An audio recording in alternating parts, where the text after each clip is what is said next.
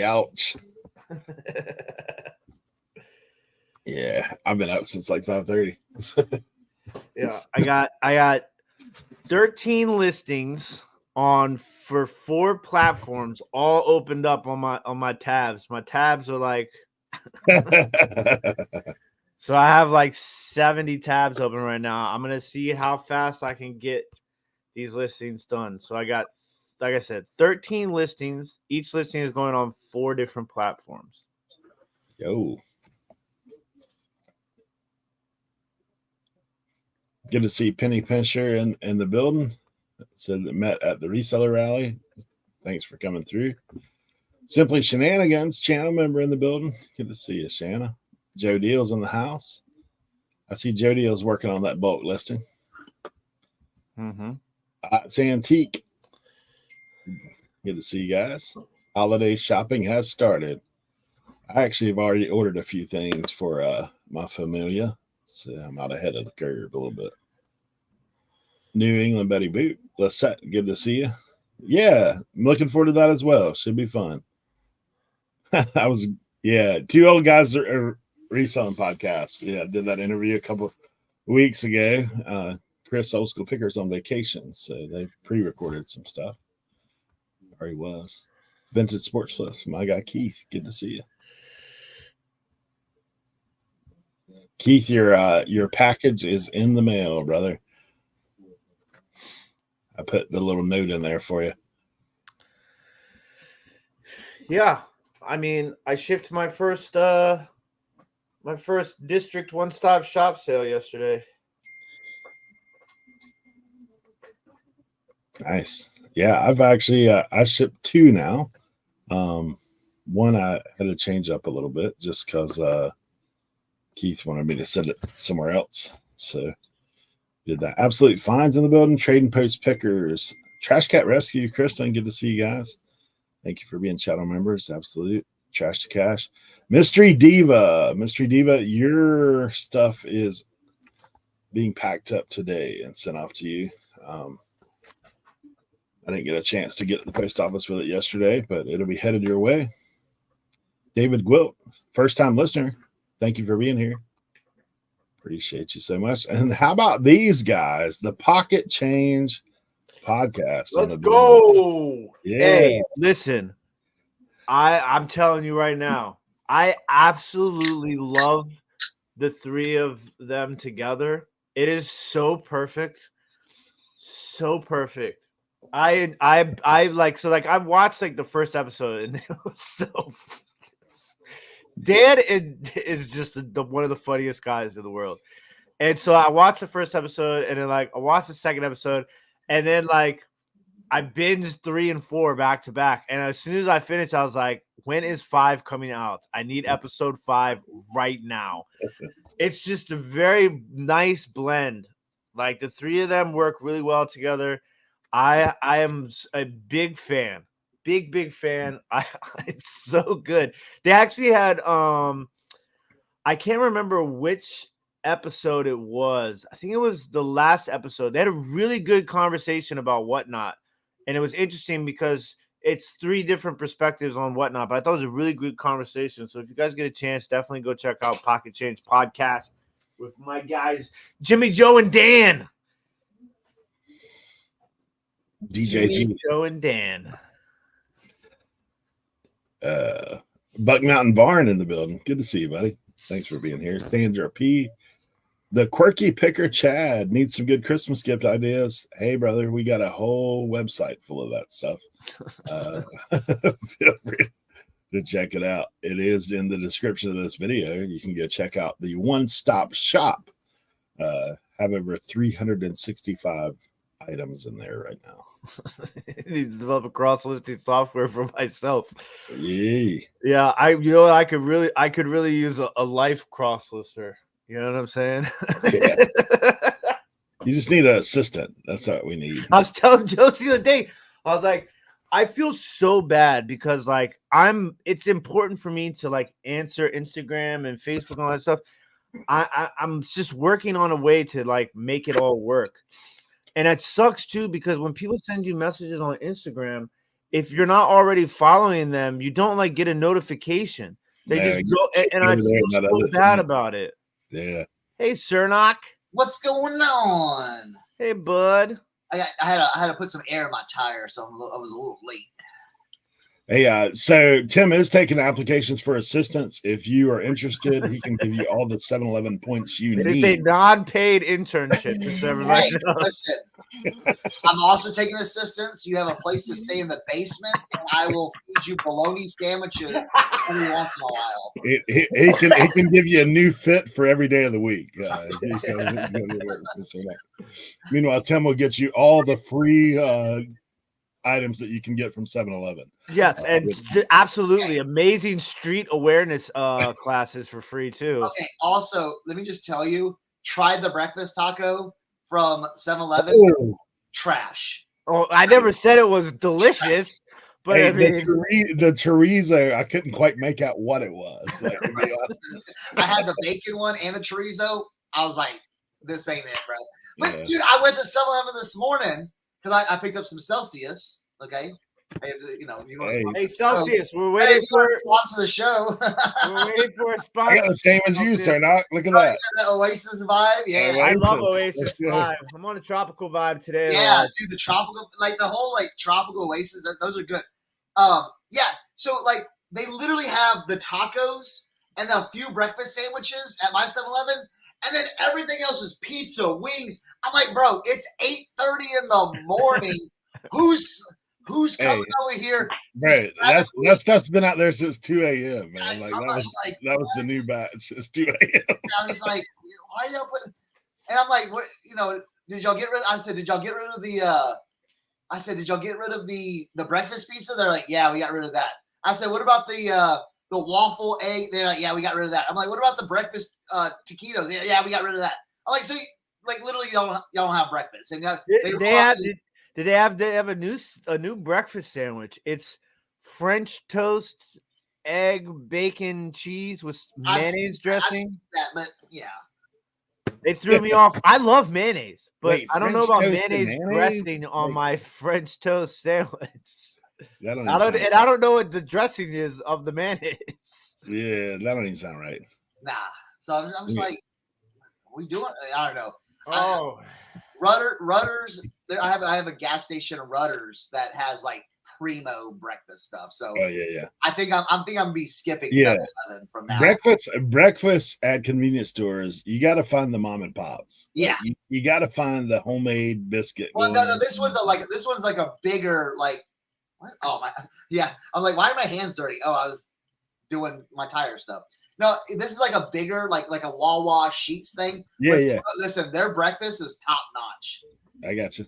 But dude, the mom and pop spots. Let's see, I can't find those out here. Man, like that little place we stopped in out there when we were at Kevin's, like the little hole right there. Yeah. Yeah, that's good. Hey, good morning, Diane Matthews. Charity's Terrific Finds. Thanks you for being here. Mr. Bill in the house. Lisette dropping some links about the Two Old Guys podcast that I was on recently. Let's see. Fartsack Jack in the building. Trashy Panda in the building. Got a ton to list. There's no Pocket Change said they strive to be as good as RIN. And Timothy Doyle, thanks for being here. Let's see. Black Sheep Society in the house. Good to see you, man. Thank you for being here as well. Let's see. Did I miss anybody? I was up far on the chat. So what's Biscuit Bill? Oh yeah. I know about some Biscuit Bill. We have a Tudor's Biscuit House coming soon, so I'm gonna try that. Lisa Dara in the building as well. Thanks for being here. They're building it right now. It's literally right by the high school. So Biscuit Bill is like if you were to take the mom and pop convenience store and just do the biscuits and fried chicken. Okay. And put that in a building that you can actually has a drive-through. Biscuit Bill. Yeah. Everything you can put on a biscuit. That's what they're working with over there. 540 Flips. Brandon, good to see you. Thanks for being here. All right. There's a Tudor's Biscuit World coming to Inwood, West Virginia. So we'll see how that turns out. So the best biscuit I've ever had is in a place called Washington, North Carolina. We actually call it Little Washington. There is a small convenience store there that has the cheesed baked in biscuits, and those things are like this big. And then they have the homemade on the farm sausage that's in that giant. Listen, I grew up spoiled in Texas with their pig and blankets, or they call them kolaches, like the sausage kolaches and ham and cheese. Like it's literally insane. There was this one, this place we went to. If my brother's in the chat, I know it's early for him, but dude, Texas, he'll show me stuff like he'll be like, bro, look what I picked up for breakfast. I'll be like, I hate your guts. My Dukes knows about Biscuitville. Yeah, she's the one that asked about it in the chat. Yeah. Oh. I was like, yeah. I'm like in a weird eBay situation right now. Trying to figure this out. So has anybody seen this new to seller offers? No. So it says you can accept more than one of these, and the first buyer to check out gets the item. Huh. Oh yeah, I'll show that a little bit later. So I guess if you get multiple offers on an item, I guess you could just accept them all and see who pays first. That would be cool. Then, this is the thing. I have this computer. Remember that computer that I got out of that attic in that house clean out and I got for free, the big hunkin' AT&T computer? So it's been that's probably been what, 6 months maybe since I've had that thing listed. Uh-huh. And I got it listed for $319.99. At this point, I'm ready to let it go. You know what I'm saying? It's one of the only things that's still at my mom's house. So somebody sent me an offer, right? And on an item like that, I have calculated shipping on, obviously. Okay. Right? And the buyer has both UPS and USPS options on there. Okay. So they sent me an offer. The offer is for $199. Okay. I'm ready to take this offer. Okay, right. You know what I'm saying? Yep. But then in the message, it says plus $60 standard shipping, but well packaged. Don't need shipped so fast. Okay. So, are they expecting it to be $60 shipping, or are they saying that they saw it at $60 shipping when they went to send the offer? Here's the question: is it going to take them 4 days to pay, or is it automatic payment? And all right, this is the other thing that's really interesting. Normally, you would see that, right? Or you also see that, and you would also see if it came from a promoted listing. Yeah. I'm not seeing either one of those now. All I'm seeing is that new to seller offers. What does it look like on your computer?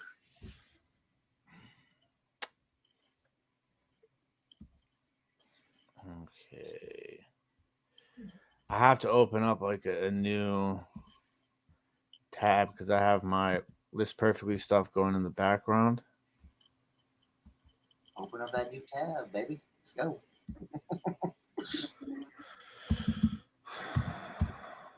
Man, I'm waiting for Leroy to come in to make him jealous. I got some snap on. Ooh.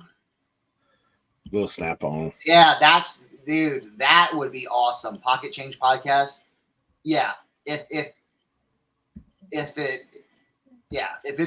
they don't do the automatic payment and it's it takes 4 days to pay, it needs to be live until it's paid. I don't care what anybody says. It's kind of but here's the thing though. See, Depop currently does that, so you get a lot of people that will be like, dude, I had this one hat, dude, I received 5 or 6 offers. I'm like, yeah, I'll take that. Yeah, I'll take that. And they never paid. So it's kind of yeah, what y'all doing? Yeah.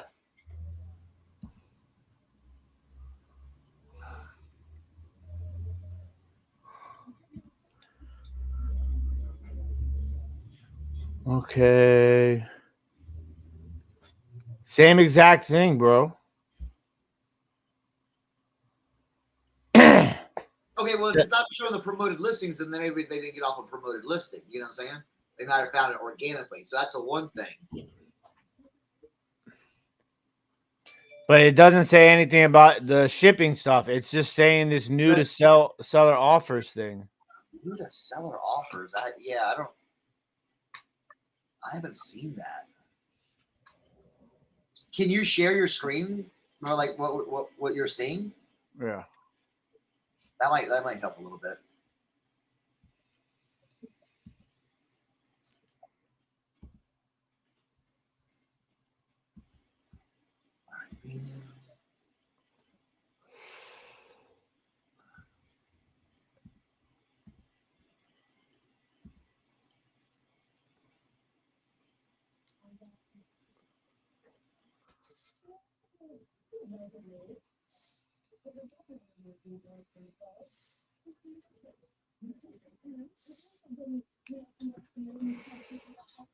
Cernoch, did you mean to remove yourself?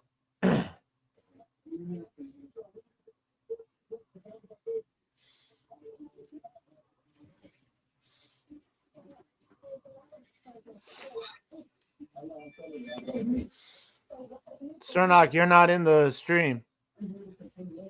We can't hear you. Do you want me to add you? Head nod, yes or no. There you go. Oh, here we go. Why? Okay, here's the thing. Does it say even where he's at? Like where he like? Okay, here's the question: how heavy is it? And how big is it? I mean, it's like 20 pounds. All right,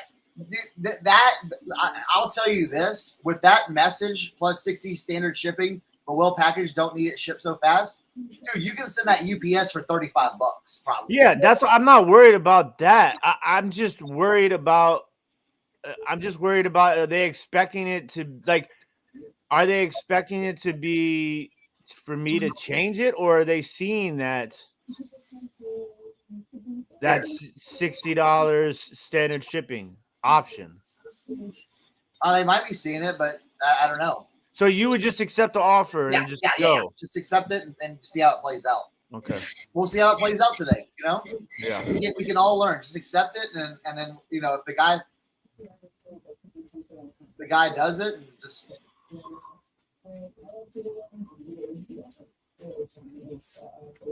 What I would do is I would accept the offer and then send him a message and say, hey, I accepted your offer. We can definitely do that. Yada, yada, yada. Lisa, what is in there's six-piece sets. So there's 10 6-piece sets. So you're talking about 60 pieces. Ooh. Yikes. Yeah, I would send it. Yeah, like Buck Mountain Barn said, try sending an invoice too. Just send it in. Look, dude, if he's cool with the $60 shipping, send an invoice right now with that plus $60 shipping and send it. Okay. And I'd put UPS shipping on it.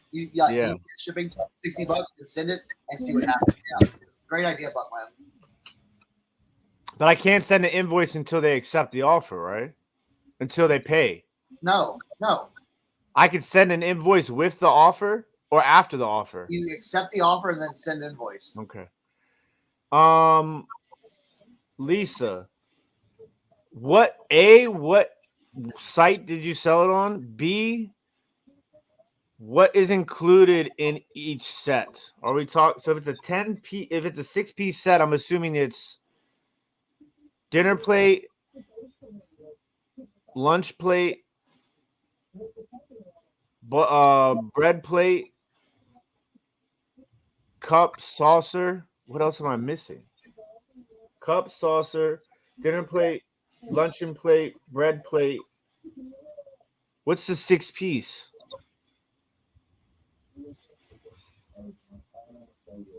Dinner plate. Because what I mean, how do you break down put tracking numbers on for a multi-box order on eBay? It's probably got bowls, huh? Oh yeah, a bowl, soup bowl probably, or a Yeah. There's a bowl. Yeah, eBay 6 bowl. So I mean, you can. I mean, what you can do is now I wouldn't give them combined shipping on this. You know. Yeah. What is your shipping? Do you have Hey, Mom. do you have calculated shipping on all this?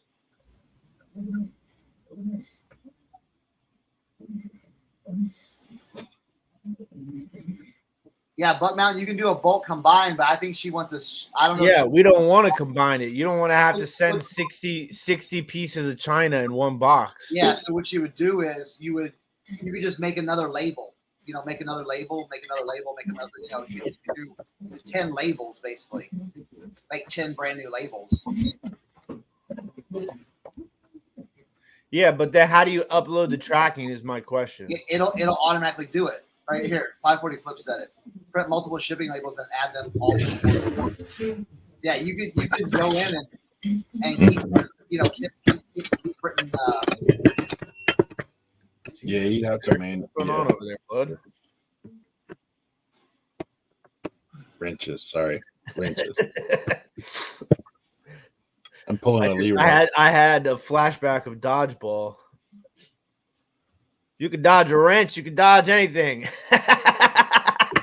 Yeah, so well, if you did calculate it, then you probably didn't screw up, hopefully, because if the buyer bought 10 sets, then they paid calculated shipping on each set.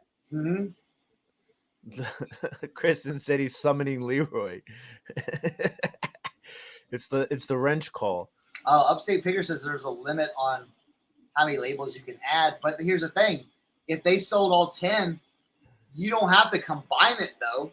You can just you can just go, hey, set 1, print the label. Set 2, print the label. Set 3, print the label. So yeah, you should be fine. You should just be able to approach it as you sold 10 individual sets. Yeah. Okay. And then box each one, put a shipping label on it. Pause. Get Tim a plane flight. He'll fly over there and he'll pack it all up for you. I was gonna send you my video that I did where I packed 10 plates, I think, or 6 plates in one.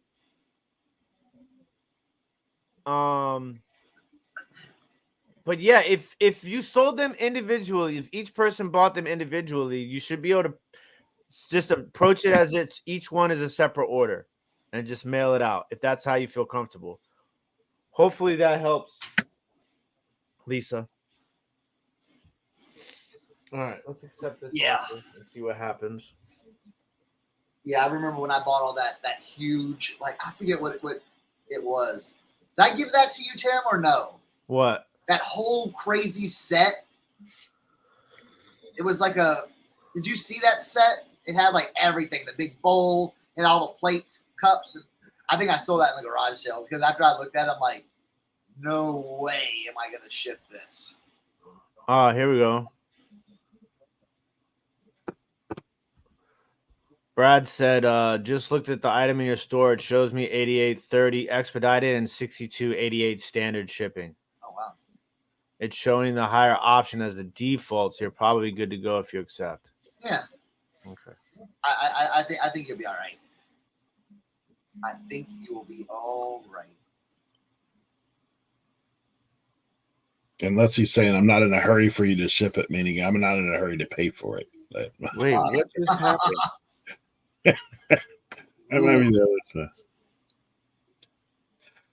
Yeah. You guys ever hear of Westco boots? Westco. What the heck? Westco, yes. Oh, eBay is on something. This is not.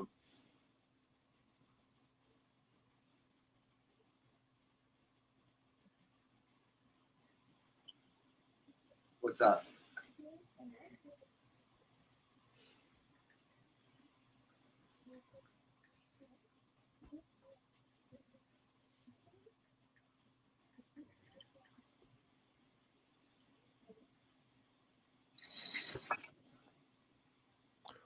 What in the world is going on right now? My Dukes is like, take it, get it out of my basement.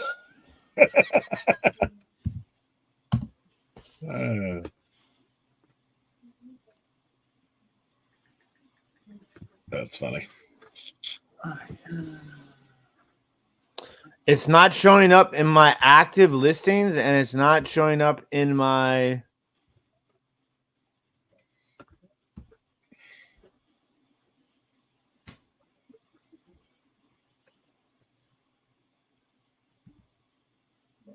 Yeah, Westco. Yeah, those are some nice boots. Pocket change.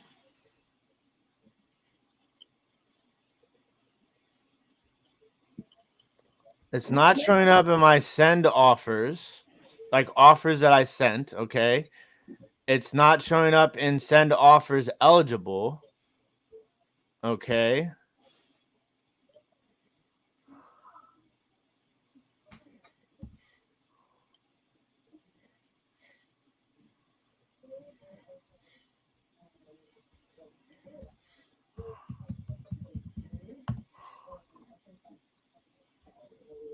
What is going on?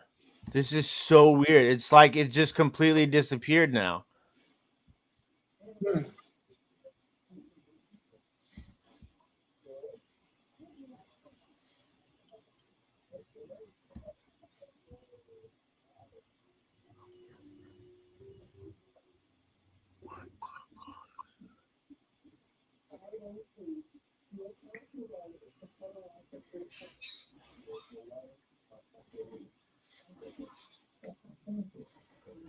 It's just gone. Gremlins.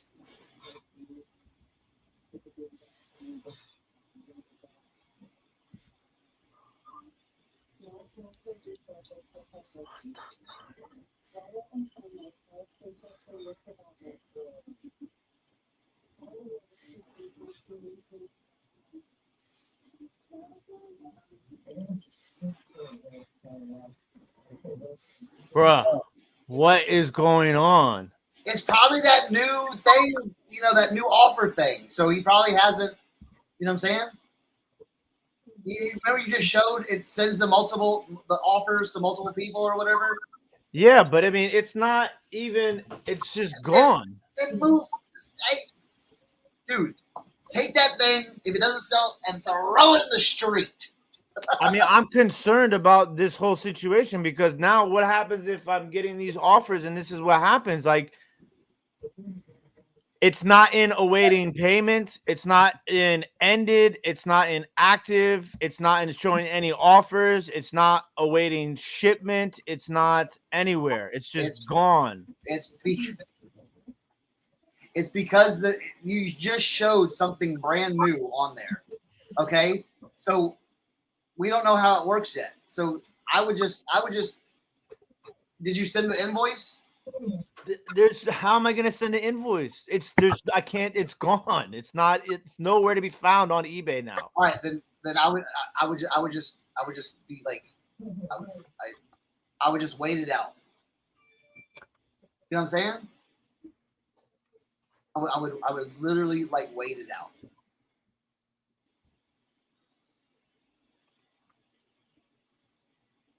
Let's see something.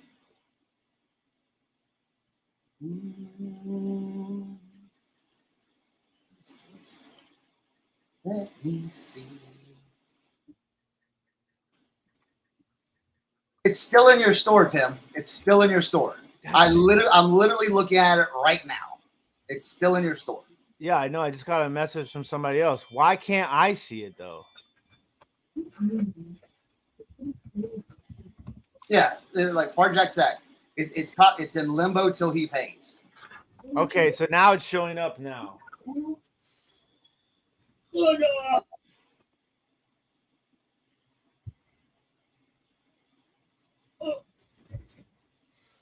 That's so weird.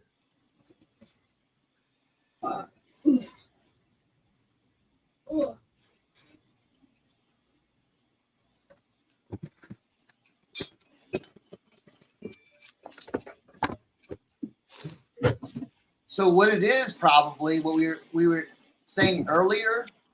Okay, listen. Instead of sending the offer, and it might be a thing where they're not holding it anymore if they don't pay for it. You know, so if they don't pay for it, they may not be holding it.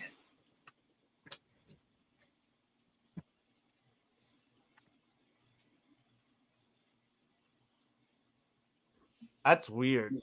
It's showing it now. What's interesting is when I go back into it, it's showing it as I sent the offer to them.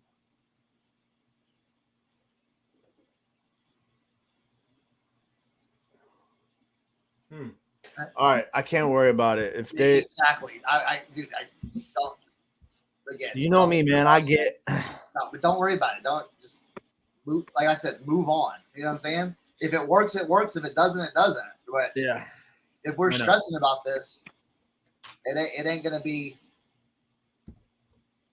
Nothing else is gonna get done. Brandon said eBay just messing with Ma Duke's emotions. She got excited it was getting out the basement and then played tricks on you. Hey, Ma Dukes, hey, if it doesn't sell, just throw it out in the street. No, don't do that. Vacuum cleaner, computer, anything in your way, just throw it out in the street, Ma Dukes.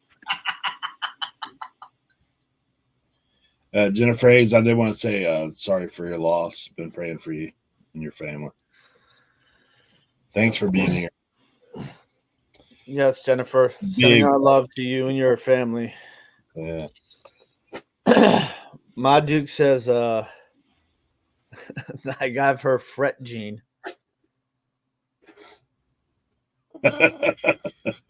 You fretting? LaDonna, thanks for being here. Says now entering the Twilight Zone.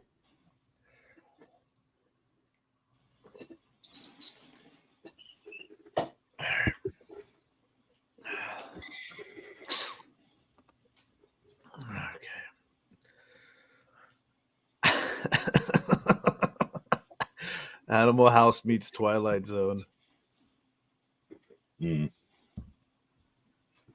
88 picks in the building. Good to see you, man.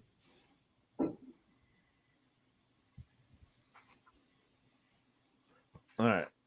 I got like hot. Let's restart here. Restart, Tim. Dude, where's Leroy at? The one day I have tools.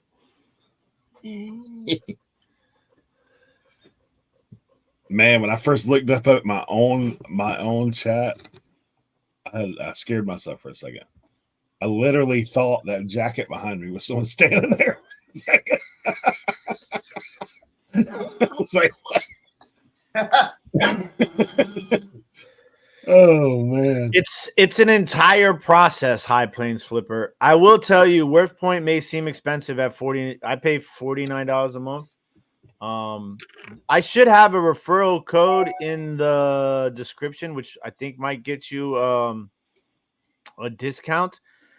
I will tell you though, it is totally worth it for me if you're selling a lot of glass or anything that needs research, because it does come with a full library and stuff like that. There's a process that I go through. If you go to my YouTube channel, there should be some one of my latest videos talks about the research process. I'm going to be doing a new one on like a beginning to end research process. But yeah, are you doing it for one piece or are you doing it for a lot of different pieces? That's the big question. And Kelly, the ecom mom, just mentioned about a website that is a library, like a free library, and they have glass books in there. That'll help too. But that's going to be a little bit difficult because you're kind of just looking through it. So it really just depends if you're looking for something with one piece that you're looking to research, or is it like multiple things? Just let me know, and then I'll try and help you out if it's just one piece. Baby octopus in the house. Good to see you.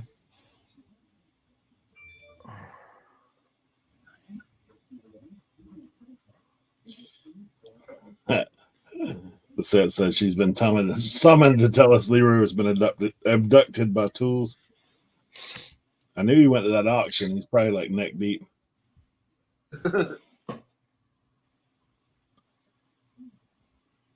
Is today the day we get 60? I mean, we get to 100 maybe? We're at right around 100. 62. 100. Dude, if we hit 100, I can tell you this. If we hit 100, I will give away $100 retail item.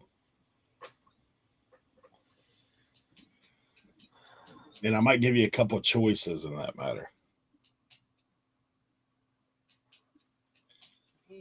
So use the logo. Tell a friend to tell a friend.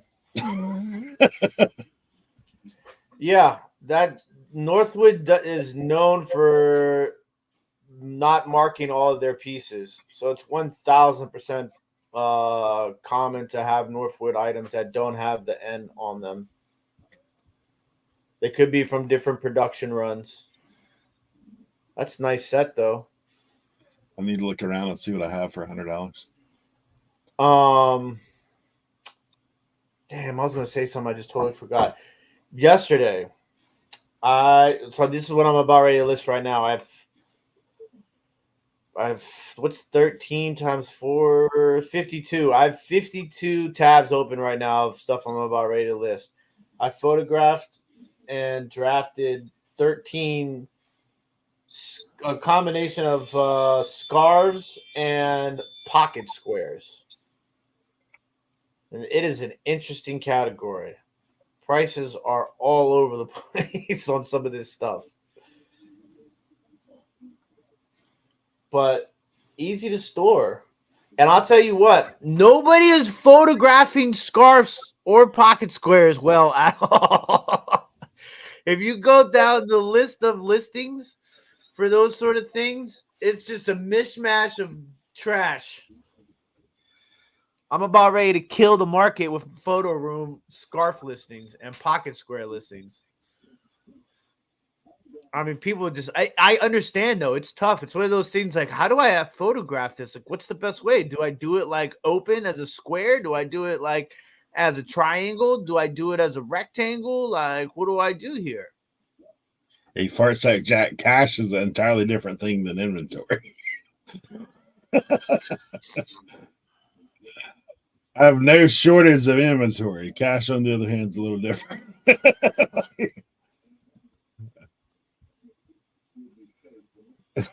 He said I shared out. Probably won't help. 61. If each one of you can bring one person to the chat. Oh, man.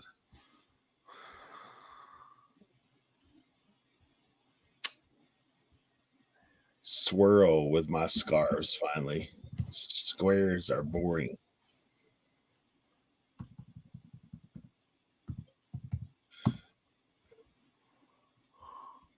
.540 says, I tried to list a scarf a couple weeks ago. It was nautical print. It was 42 by 42. I couldn't figure out how to make it look pretty. So I just took the pics. Wow.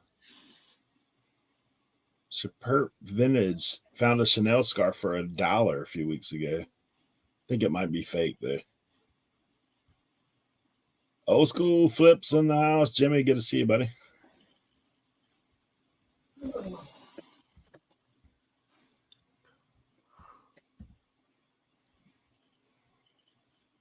Ass cat. Oh, wow.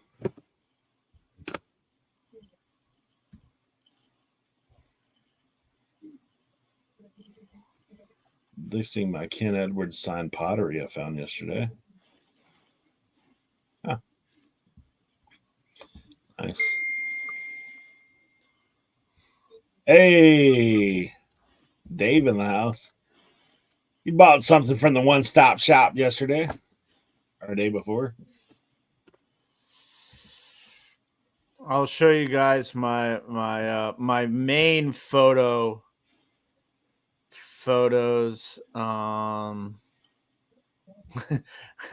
Deep dive scarf segment soon.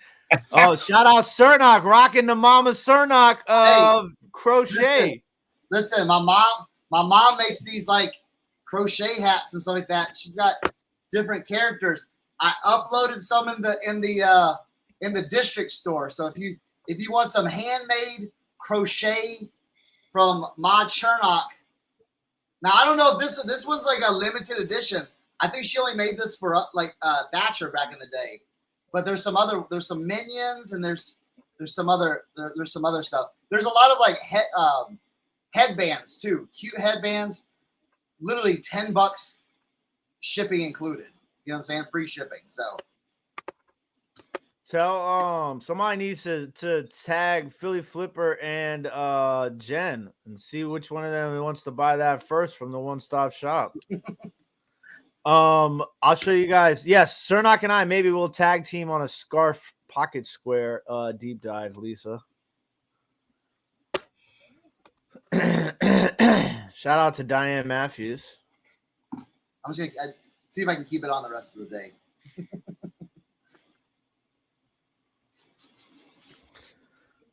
Okay, Cernoch, if you have your link, why don't you can drop it. Your link, your save $5 link.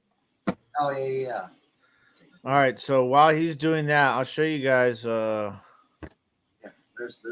my scarves. My scarf photos. If I can find it. There we go. I have so many damn tabs open. Okay, so this is this is the first one right here. This is a bar and beards scarf. So it is a square scarf, but I decided that it looked best. It looked more wintry as a rectangle for the main photo. Where is? I don't know where. Here we go.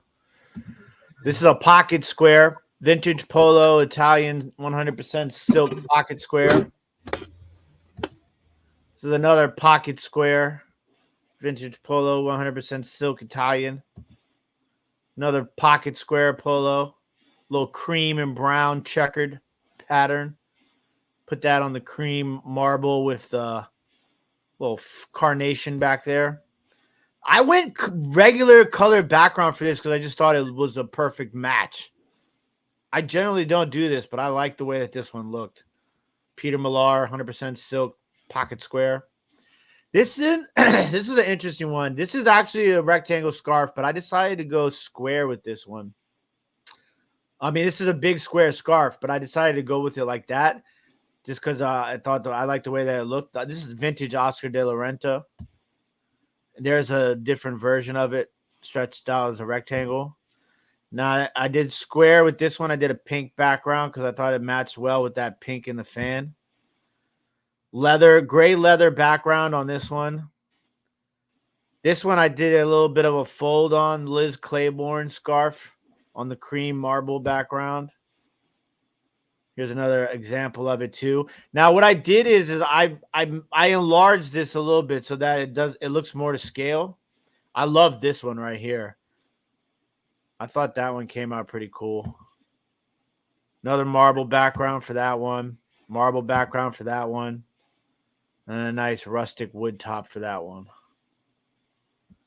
And then I just did white background, shadow, and light for all these other ones.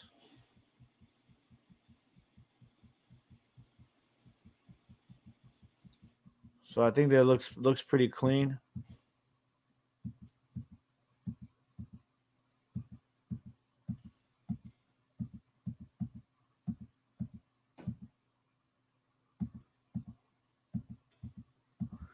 There we go. It's my scarf and pocket square.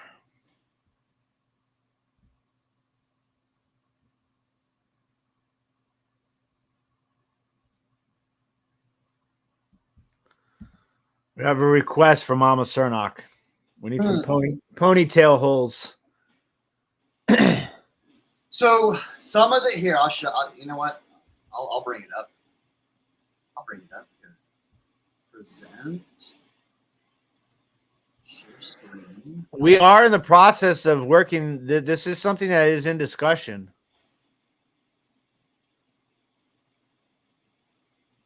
So there's a lot of these like headbands right here. And if you look at it, like it's like this orange one right here. If you look at the back, it has a ponytail. It has like a little ponytail bungee. So you could literally rock that, you know, with the you know, with your ponytail. I guess, you know, I don't have hair, and you know, you know, but you know, so here I'll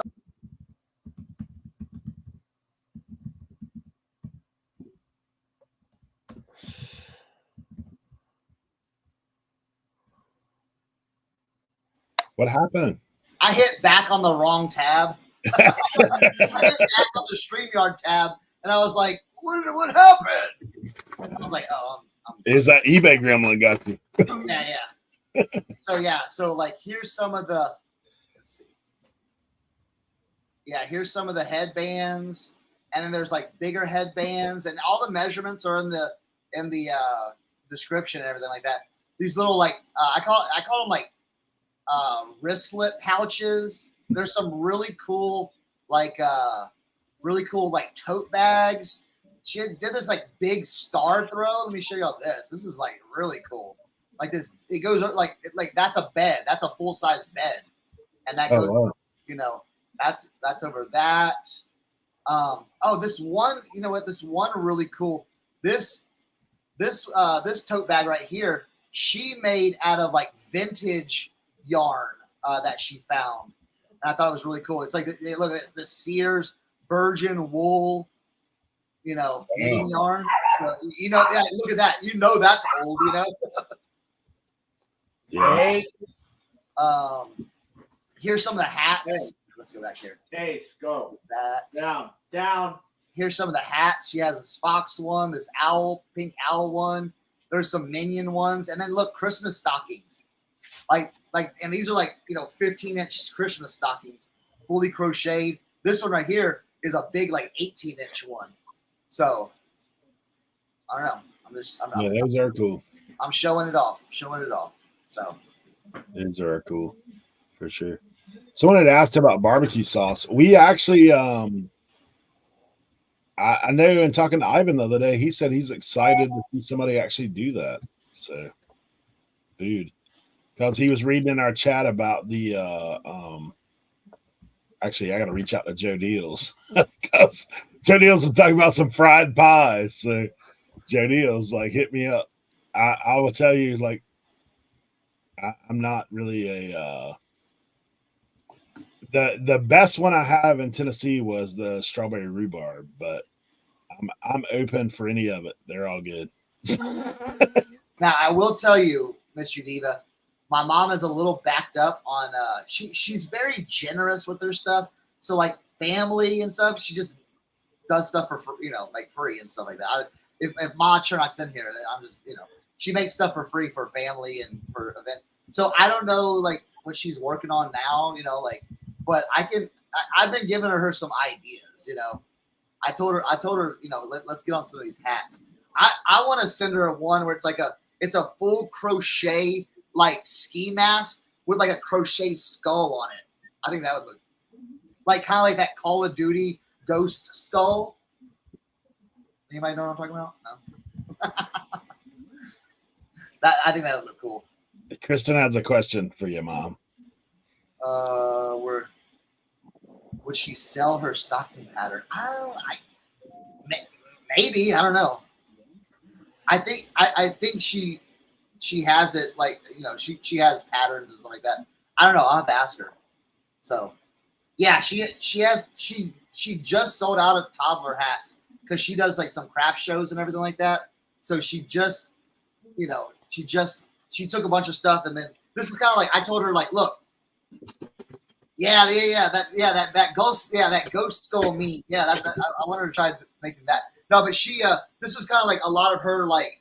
I said, hey, anything that you have kind of left over, just take pictures and send it to me, and I'll do the work for you. So I spent like all day Friday building, putting that all together. So more is coming, but yeah, like if there's, like a Spider-Man hat, that's a great idea. And toddler stuff, that'd be good too. Yeah.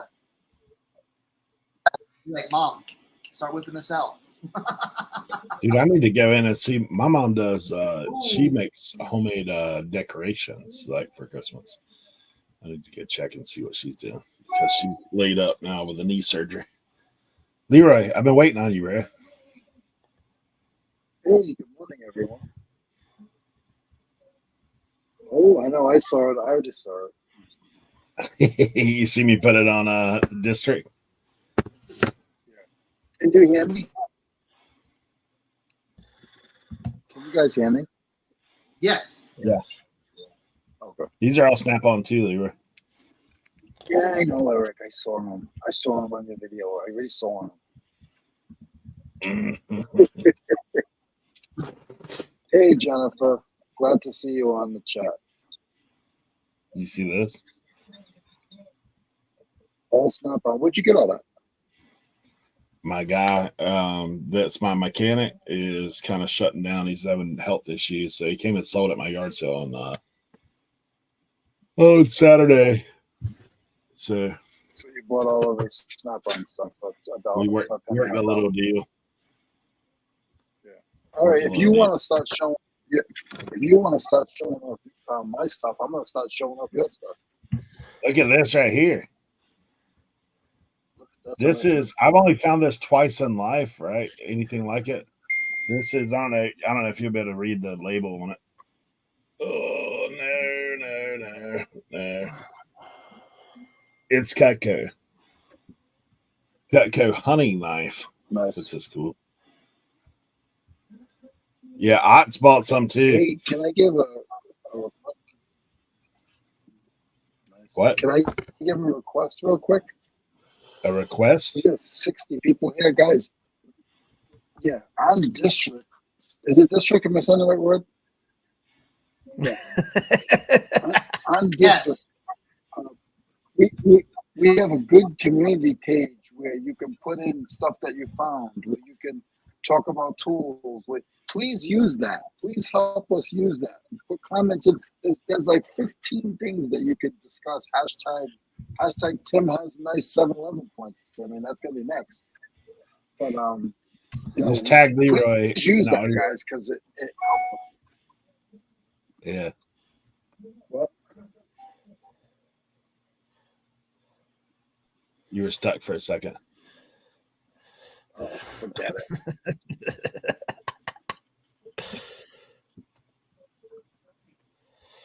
You can use your computer for now, Shannon. That's what my mom's doing. I got Ma Duke signed up on our as a member and Josie as a seller. Yeah, I saw that come through last night. I was like, hey. So we're gonna need help running that stuff because it's gonna be 7-11 points. We're taking in terms.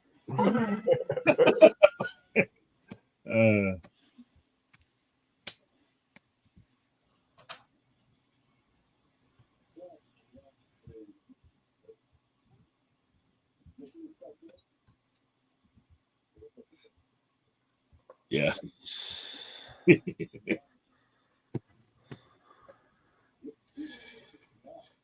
Oh, me.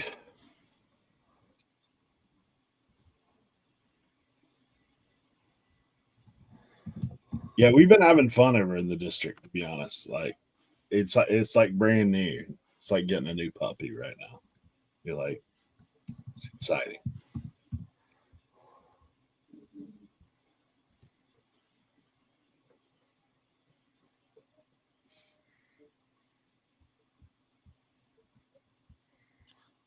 If you're interested, I know a guy who competitively cooks down the East Coast. His name is Smoking Hog Barbecue, and he has sauces and rubs. Yeah. Wally, you know me. We just got to get him on the cheap or it'd be worthwhile.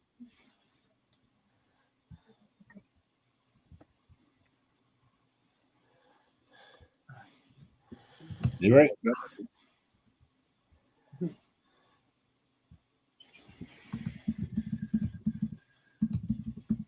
All right, cool. Whatever works. You didn't know Pikachu was with us today, did you? I do know. Did you see my my stereo, Eric? Your stereo? Nah. Yeah, I showed it. You didn't see. Look, Oh, nice. Sony receiver.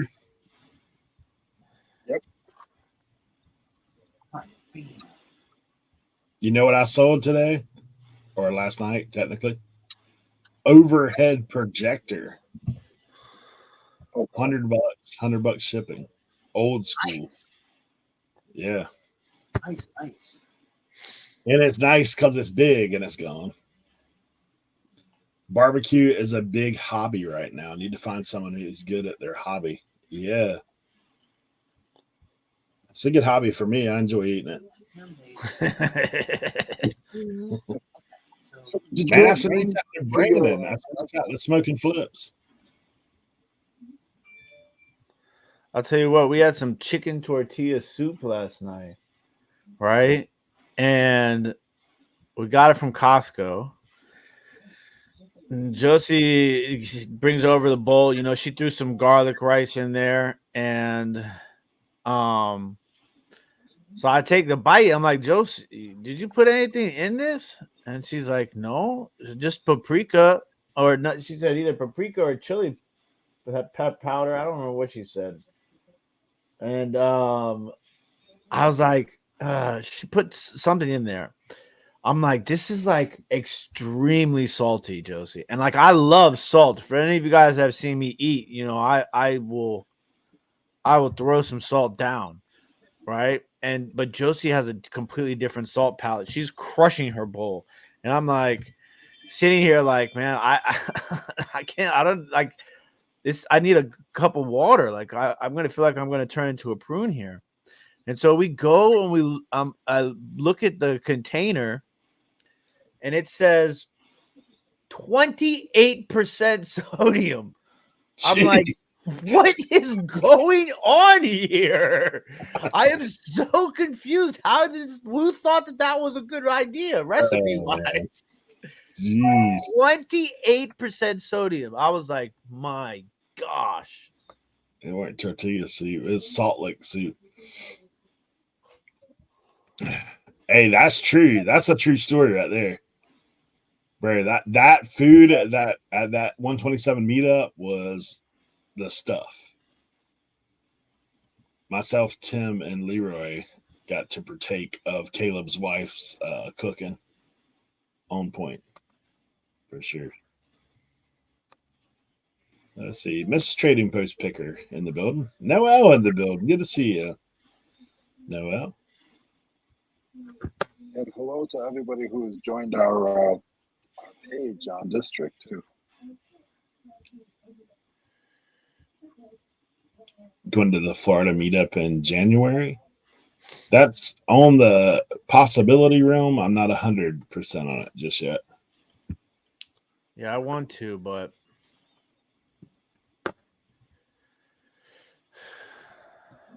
I don't know if I can swing it. I thought about selling, but Tim reminded me of the packing process. There is that.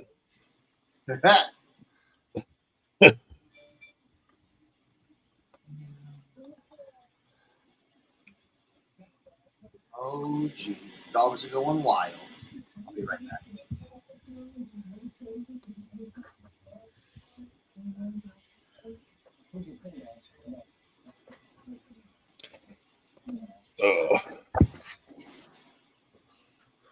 There's a Midwest meetup in February in Omaha, is what LaDonna said. Yeah, Grams and Pops sent me that information on that. And I'm still, like I said, still kind of trying to figure out what the next little bit. Honestly, launching this other selling platform, I think it's going to take some work to get everything moving in that right direction. So, little Debbie in the house. Jennifer Hayes sent you. Thanks for coming in, little Debbie. Jennifer Hayes is a longtime supporter for sure for all of us in attendance. Omaha has the best zoo. I don't know that I've ever been to Omaha. One of my nephews goes to college at Nebraska. My daughter's actually talked about she would love to go out there for the volleyball. She coaches. Man, I would have if I was ever going to go to Nebraska, it probably would have been to go for something like that. They had it's like the largest attended volleyball game. I think it was the largest attended female athletic competition also. Yeah. Like it was crazy. It was like something like 100. I think it was 100 and like 90 plus thousand. Yeah, 90 plus thousand people for that. That would have been so awesome to go see. And their team is good, dude. Yeah, they're one of the best out there. Yeah, so I got the privilege. So my daughter played college volleyball, and we got the privilege of when she played club. So the ACC used to come and play at her club in the spring.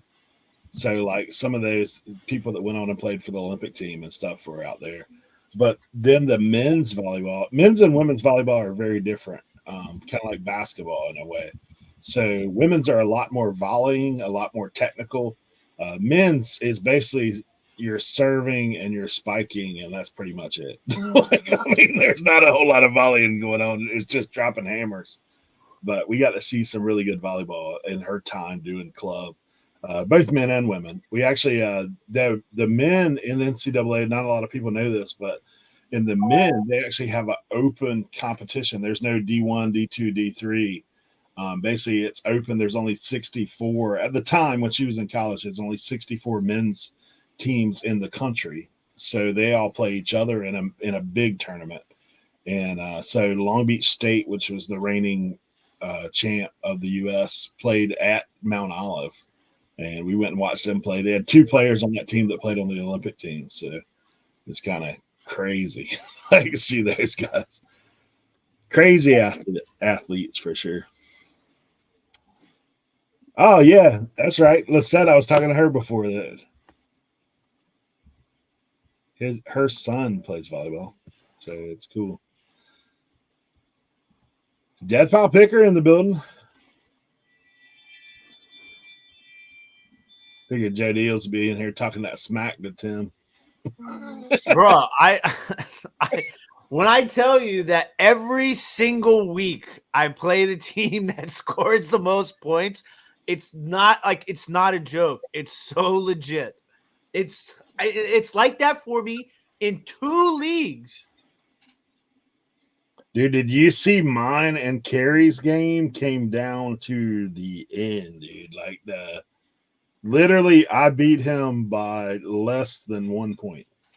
I got beat by 0.74 points in my. Oh my gosh! And it's because, one, I'm blaming 2 people on my fantasy team.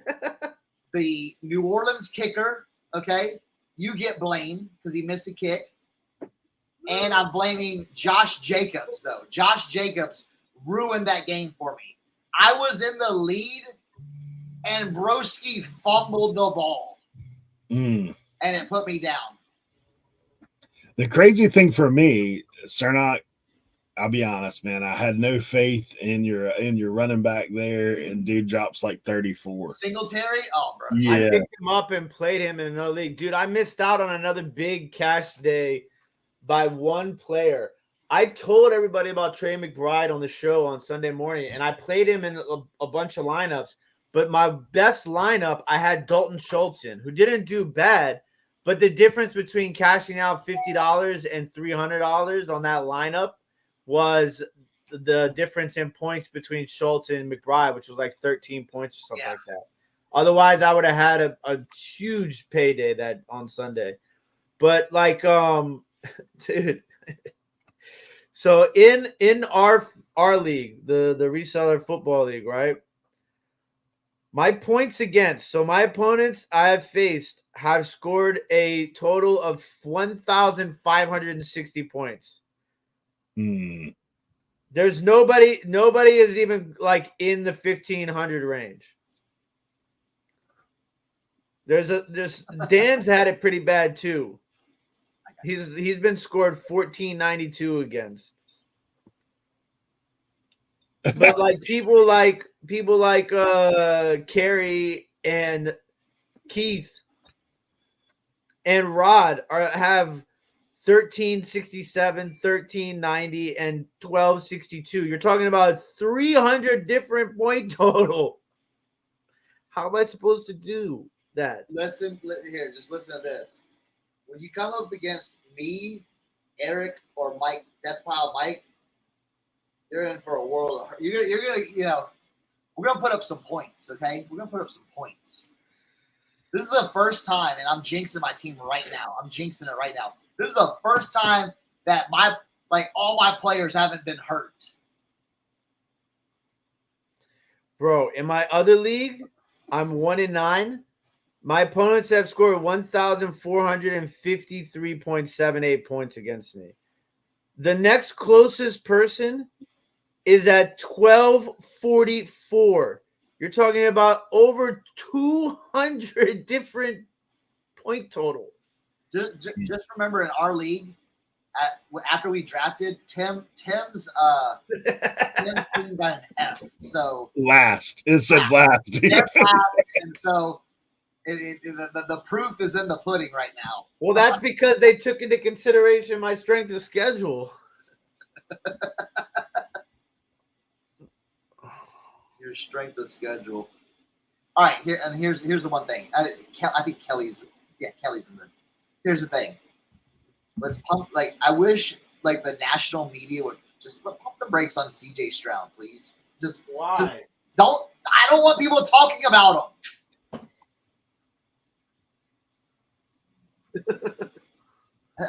You know what I'm saying? I want that to be under the radar. Everyone's like, oh, is he an MVP candidate? I'm like, no, stop it.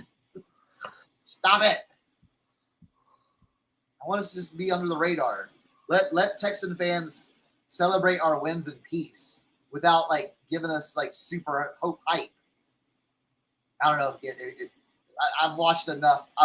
Texans folks. Listen, I've been a Texans fan since 2000, basically 2001 when they announced the team.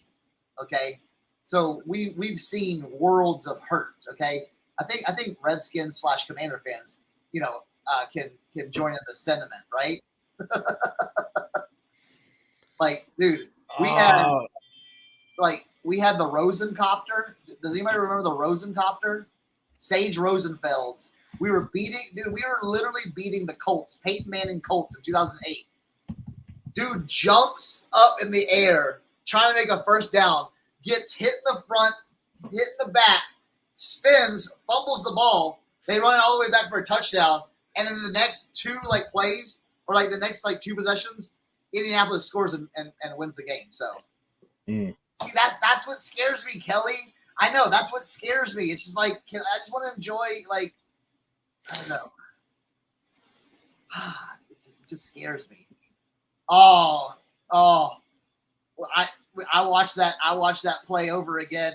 I was talking to my brother after the win, and we were just reminiscing terrible stuff. I remember I was managing a restaurant back in the day. Who's Oh, I went echoey. Yeah. If you ever want to look up 2010 Texan Jags Hail Mary, YouTube that. It's the worst feeling ever. Literally, the Jags throw a Hail Mary to the end zone. Texans player, Quinn, hits the ball, bats it down like he's taught, but he bats it down right into the dude standing on the 2-yard line, Jags player. It literally hits him in his hands. He picks it up, walks it right in the end zone, touchdown, end of the game.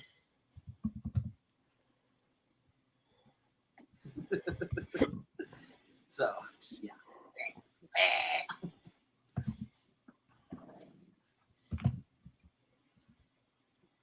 So, Oh my God, you won't believe what I sold on Poshmark. what did you sell on a Poshmark? I sold a Ray Dunn loaf pan. There you go. Bro, I've had that thing for 2+ years. Wow. I'm so glad that it's gone. What was the funny saying in it? What did it say? Like something- Gingerbread. Oh, gotcha. But man, Is this Yeah. about sports ball? No, we detour occasionally over there because we do have our own fantasy league. Grin and Grandma in the building, and I missed earlier. Cajun Resellers, he said, "Don't pick up anybody on the Saints, and if you want to win." Right. Let's All not right. talk about fantasy football. Because Cernoch insulted me last week very badly and told me that I gave up on my team and I don't try. He doesn't know how much I've been trying, but I'm done. I also had a nice Depop sale too. A Yeah. bundle. Put together a big bundle Yeah. sale. Yeah, list everything. See, and then Tim just goes right over my conversation to Depop. See what they care about me? Right, he went right over it. Did you see that? Hey, He went Leroy, right it over should literally tell you the status of your team right there. I was trying to save you the talk about fantasy.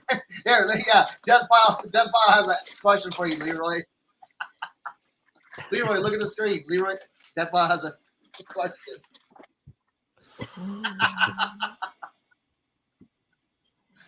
Well, Mike, you want to trade? You want to trade, Mike?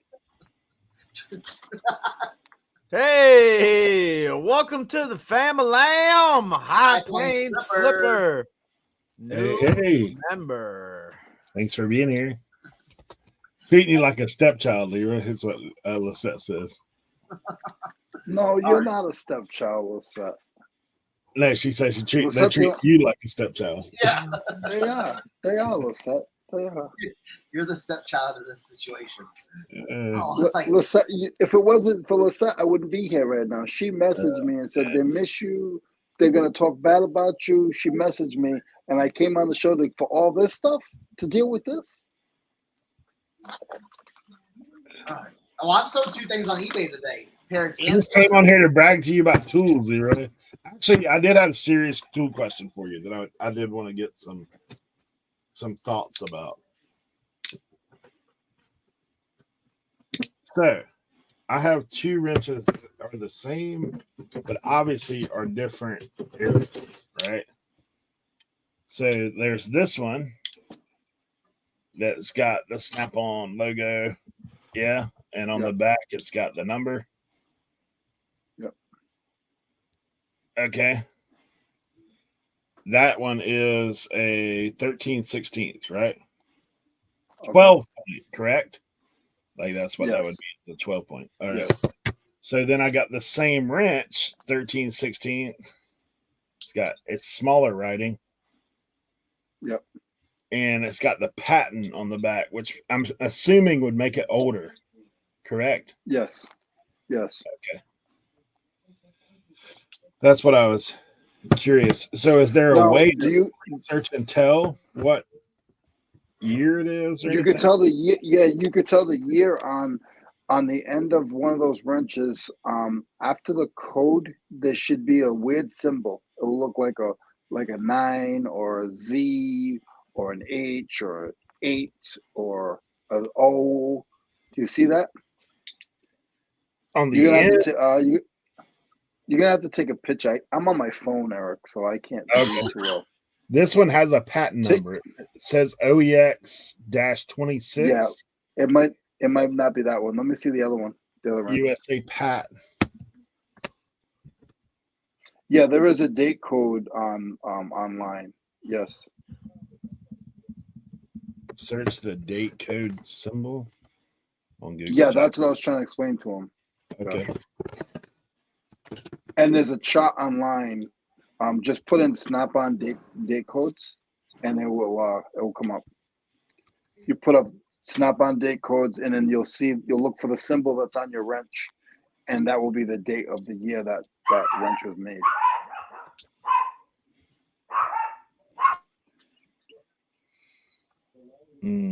A little. I deal with auto parts a little bit. That message just left. Sorry. Okay. Leroy 88 Picks has a question for you. Yeah, I'm on my phone, so I'm trying to do the best I can. Oh, okay, Leroy. Do you deal with auto parts much? I just posted on Instagram today about a sweet motorcycle part I had a sale. $1 to $175. Nice. Yeah. I do a little bit of auto parts, but not too crazy. I moved over to lawnmower parts.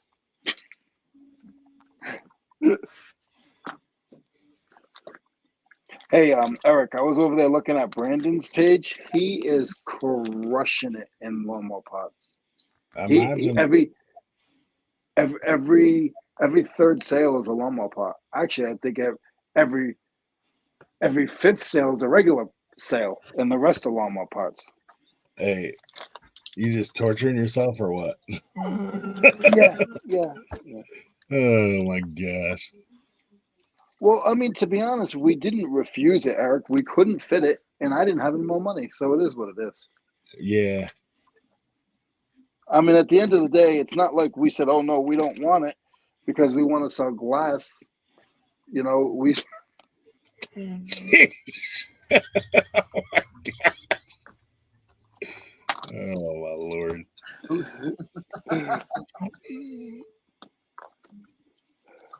Poor Tim's not even here to defend himself.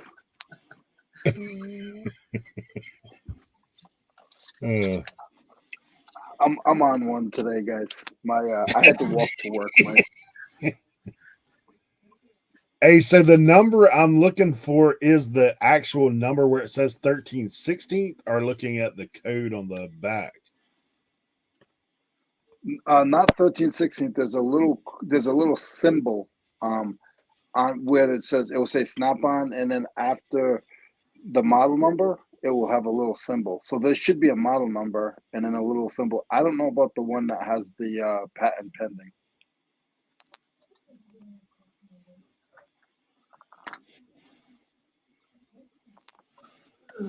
Dude, this one may be old, son. Hey, Tim. Leroy was talking crap about you. Eat him up.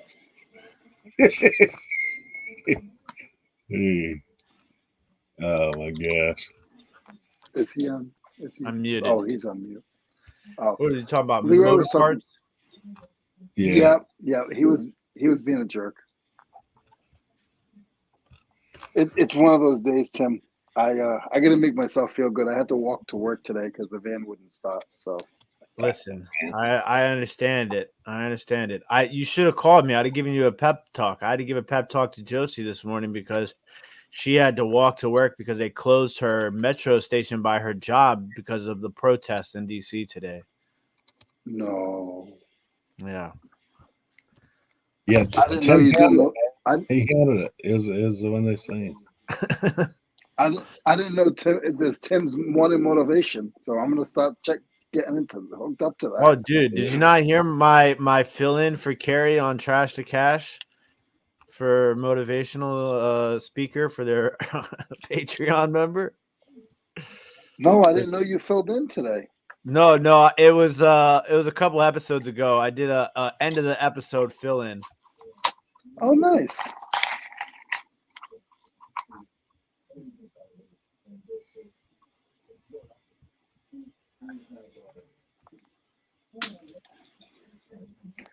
Who did you have to motivate? Somebody I didn't know, so it was pretty. Paul's merch. You were probably very nice.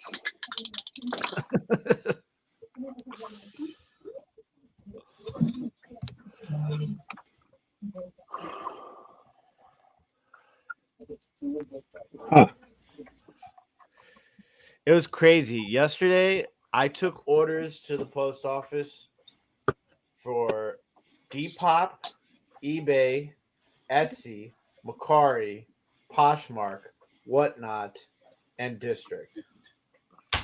The only platform I didn't take a sale to yesterday was Grailed. It's the only one. Okay, 1966. I don't like how Grailed has changed it from days that your item has been listed to date. Because now I have to like click on the item to know when if I can bump it or not. What do you mean? Like it used to say 7 days, 6 days, 5 days, 10 days, 14 days. Does. No, it says the date next to it now.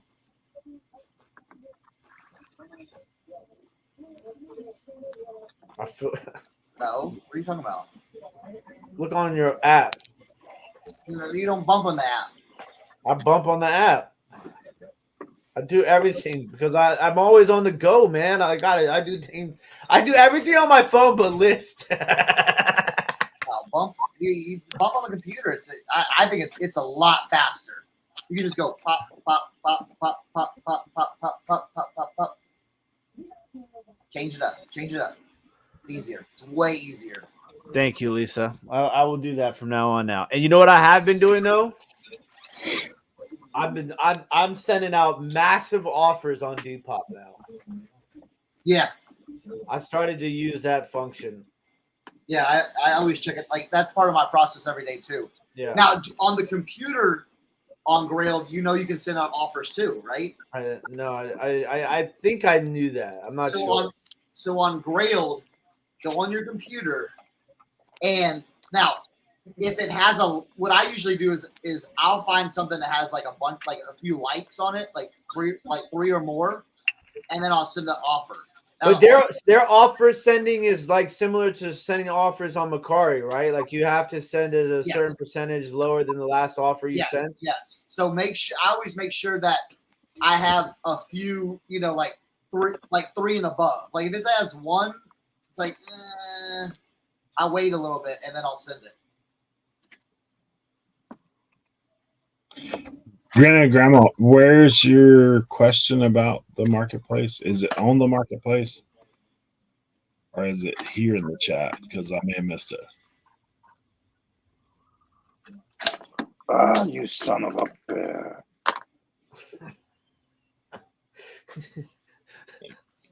Growl at it. Dude, I will tell you on Depop, I've got a pair of women's shoes and a pair of women's boots that, dude, are getting tons of likes. It's like I keep on sending the same offer to everyone. It's like, all right. You said it's in the chat.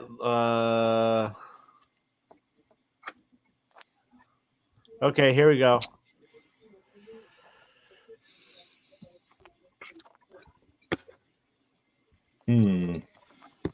Somebody needs to do a screen share.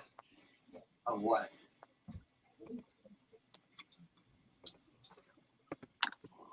How to sign up? I'm trying to get her there. Like, I don't know that we can show it because, we can show the main screen. Yeah. But we're already all signed up. So, let's see. See if I can take you to the main page.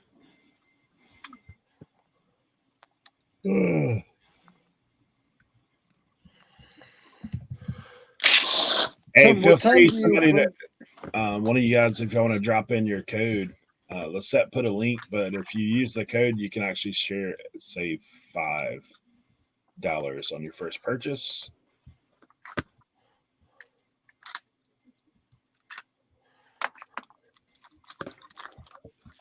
All right, so when you do go there, let's see, am I up? Let's get it in. When you do go to the main page, it's going to look like this, right? So when you go there, I don't like that view. Can we make it bigger? Okay. So when you go there, like you see where it says sellers right there, it says members, then it says sellers. if you have not applied to sell there, you can actually click apply to sell. And then we'll get a notification. Just put in your information, and then we'll look it over and try to get you in there. So that's all there is to it as far as applying to sell. We're trying to do onboarding again this week. We'll have a schedule very quickly. Probably let some people know by even as early as this afternoon when we can do another onboarding class. And we'd be happy to walk you through it. And that's first come, first serve because there's only 20 spots For the onboarding. Yeah. for the onboarding. Yes. Oh, Mrs. just Trading letting Post them know. Speaker also said that they've onboarded, so they're in there. They might could help you out as well, but it's a pretty simple process. One of the things you will see in that is the listing process is pretty easy. However, I do go ahead and forewarn everybody. This is a brand new adventure. It's going to take a little time to grow this thing out. You guys can help that process because one of the great features that this does have is you can share to your social media, whether it be Instagram or Facebook or Twitter. You can share your listing out. We actually created a new Instagram called The One Stop Shop. Tim, I don't know if you have that link available, but if you guys want to join that as well, we're going to be going through and sharing listings through that as well. Yeah, I need to. We're gonna have to. I've been working on trying to get that up and running. I'm struggling with connecting the Instagram. So I think we're gonna have to make a one-stop shop Facebook page, maybe. Yeah, we'll do that as well. Yeah, we need to do it separately, not attached to mine because mine's already kind of covered up. But so, yeah, dude, I have like 7 Instagram accounts on my Instagram. Well, I only have one, guys. So if you want to go somewhere where it's not overcrowded, come hang out with me. I have 2. So if you follow Chris Cernoch on Instagram, I ain't never looking at that. So follow Cernoch. You will get a message. Email. Yep, via email. You'll get an email if you've been accepted. Yeah. Hey, Walter! New member, 2 new members today. Welcome. We got 62 people in the building. Yeah. We got to do a member live coming up here soon. And guys, when we hit 100 people in the chat, Eric is going to jump out of his chair and run around his neighborhood. I done told him what I was going to do, Leroy. I told him that I would give away $100 retail item. It's something that's worth $100 on the eBay or otherwise. So I'll give it away. It'll be a good one. I'll just tell you. I'll look for something good. A Scotty Cameron golf club? I don't have one of those. Unless I'm giving away one that you have.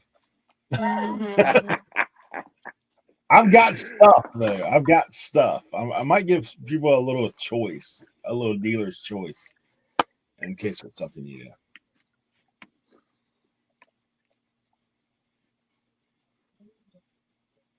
know. He said you don't know that email. I got you. I'm not giving away 100 cash. In reseller terms, $100 cash versus $100 in item is 2 different things, especially in my household. Yeah.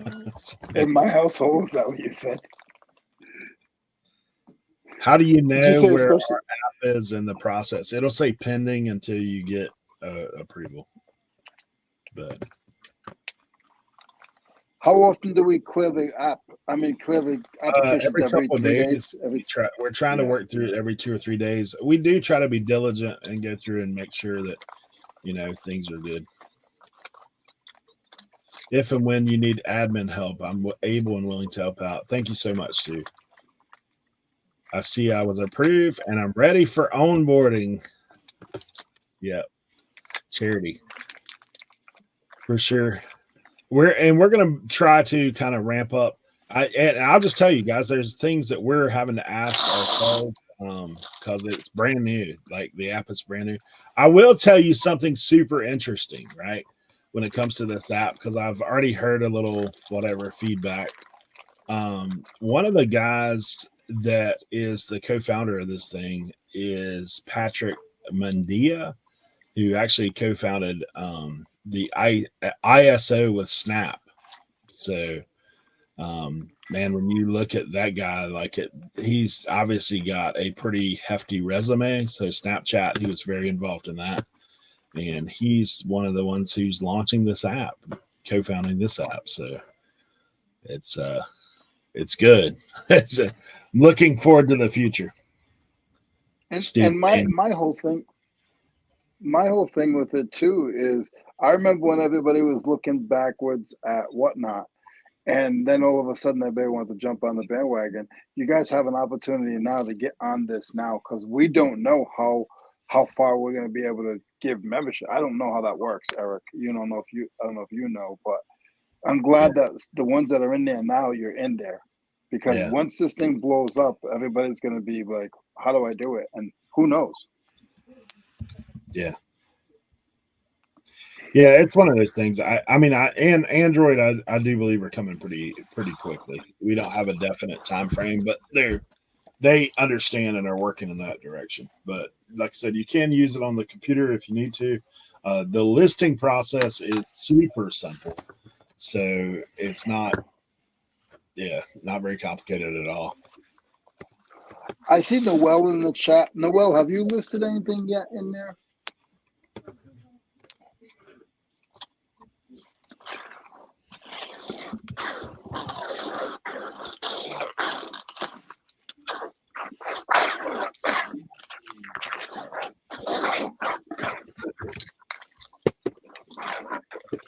Sounds like somebody's skiing. That's not me. I'm shipping. It's me shipping. It just reminded me of that sound of skiing. He's carving it up out there. Yeah, I'm not as good at skiing as I used to snowboard. That's about all. Yo, I'm telling you, bro. I don't know if I ever told the story. So I thought I was like, because I used to skateboard, like hardcore skateboard, right? Mm. And I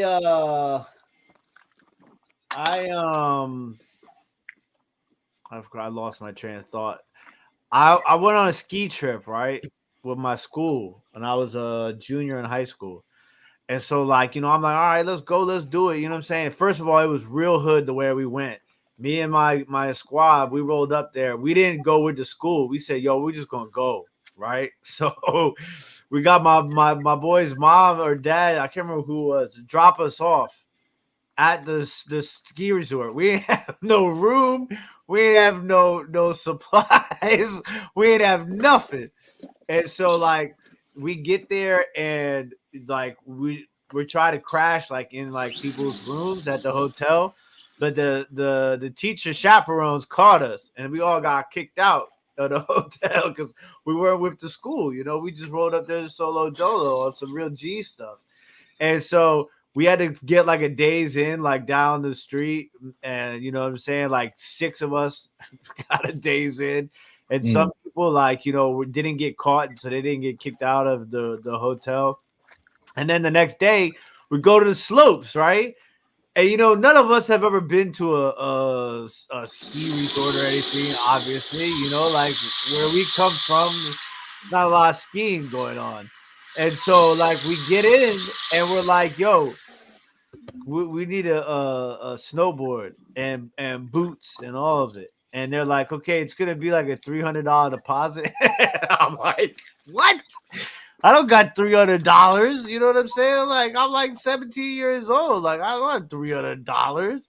So I had to go around the mountain and ask everybody for like, $5, $10 until I got enough money to get my deposit. So then I got my deposit and I'm all geared up, right? And then they're like, they take us to the hill and they didn't tell me like nothing about nothing. They're like, all right, we're going to go down this hill. I'm like, all right. I look at the hill. I'm like, I don't know, man. This doesn't look like, I don't know. I've never done this before. They're like, nah, you'll be all right. Black Diamond, bro. I get about halfway down the hill And I look back, I'm like, damn, there's no way I can get back up. The only way to go is down. So like I'm going, right, you know, and it's not like skateboarding at all. So I'm like, this is not gonna end well. So like I kind of start to get it right, and I'm going down, and I get to a point in the hill where it's not, you don't go down anymore, it's a turn. Like I'm talking about like a full-blown like U-turn. I'm like, yo, this is so like I'm like hitting it, I'm like, ah, and like I'm trying to get the turn, boom, I fall flat forward. And like next thing you know, like I wake up and it's like 6 dudes with red North Face jackets staying on top of me. I guess I have fallen into the off of the Ski route patrol coming to get into you. the woods into a tree. And so like they put me on the back of the snowmobile to take me up to the top of the mountain. I was like, I guess this is one way to get back up there. That was it. I was done. I was out for the count for the rest of the ski. Jeez. Yeah. Mine's pretty similar. Philly Flipper in the building. Good to see you, Paul. Yeah, I had a few others. Landshark Picker, good to see you, Craig. Jennifer A said she wouldn't talk to me anymore if I didn't show up here. Thanks for coming through. Fireball Flippers, good to see you as well. Thanks for coming through. Let me see. Shanna said that happened to me. I had to run into a light pole and ski patrol had to come and get me. Man, I will tell you, the very first time I went was similar to Tim to a degree. So we used to take a bunch of teenagers, a bunch of youth groups from church up there to the Poconos. And I got up there the first time. And I was a lot younger, a lot smaller. And I got on with my boys. They said, man, you should try snowboarding it. And I've never done any of that stuff. And so I got strapped in the same kind of scenario as Tim. Like I used to skateboard, be okay at that. Pretty athletic in general terms. But man, I got on that snowboard, strapped me in. Now we had to take the lift at the bottom up to the top of the mountain. And so I fell getting on the lift. They had to stop it so that I could get on. I got on the lift, rode it up, fell getting off the lift, fell in right as soon as I stood up, strapped in. Next thing I know, I'm going down the hill and I'm looking ahead of me and I'm doing okay. I'm rocket manning it. Like I'm not carving at all. I'm just going straight like a missile, just cruising down. And I sit there and look and there's like a shelf and then it dropped. And I'm looking at that shelf and I'm like, dude, if I hit that the way I am right now, there's going to be a problem. So I'd asked them before I started, like Leroy's in the factory this morning or something. I'd asked them before I started about like, hey, how do you stop? So what I did is they said, well, you turn your board sideways and you raise your toes, right? So I tried that all in one motion about the time that I hit that shelf. So when I did, like my feet are above me, I can see the board. Like, and I'm like, this ain't good. Landed right on my butt. And needless to say, I checked out of the snowboarding after that. I just said, hey, you know what? We're gonna try skiing after this. I did take a lesson with snowboard after that. And I asked the guy, I said, how do you stop? He's like, how long have you been doing this? I said, I just started. And he said, you gracefully fall down. Like he said, you kind of just lay down. He's like, that's the best way to tell you to stop because you're not going to learn it. I had a buddy of mine that he tried all day for like 2 days, finally picked it up. But man, we're in the motel room and he's like, man, he goes, my back hurts. Like, is there a bump or something on my back? And dude, kind of like you could see just like the top of his crack, right? And it's purple on both sides of his cheeks.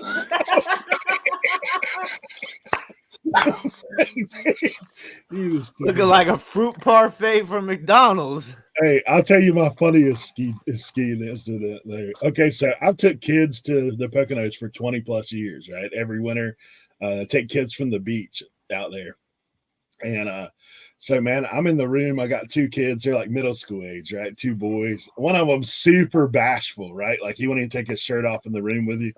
And so they go out there and try skiing. Obviously, they're a lot more durable. You know, they're 12 and 13 years old. And one of those kids. So at this point, I can ski okay. You know, enough to get by. Like I'm not going on Black Diamond because I value life, but I can do enough to get by and teach kids how to ski. So, man, this kid's snowboarding and same thing. Like snowboarding, you just beat yourself for 2 days till you learn how to actually, and you're still not going to be good. It takes some doing to pick it up. So this kid's taking lumps, right? Well, I always take at this point, I'm a little older. I'm taking muscle rub with me, right? Like some of that icy hot or something like that. So because I know I'm going to be sore.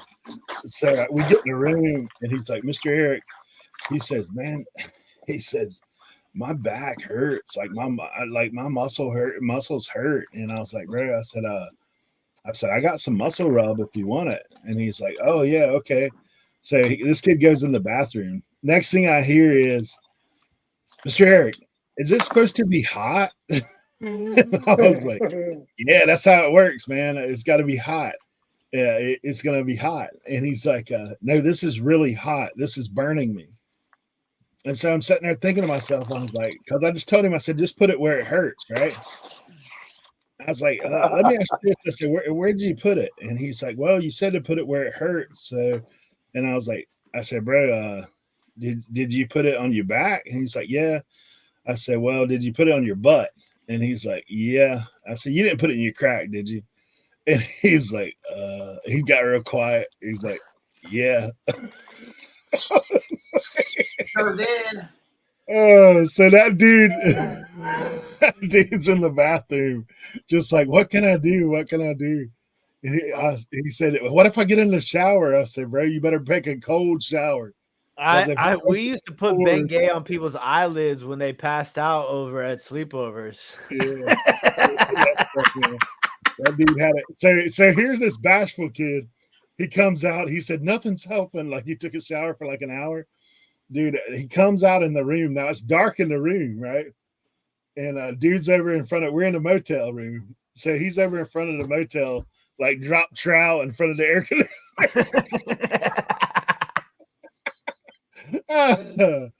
Oh my gosh. Yeah.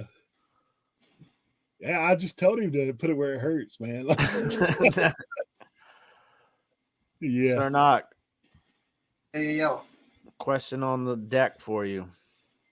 Best way to display toddler shoes? Like taking pictures? Sue, is that what you mean?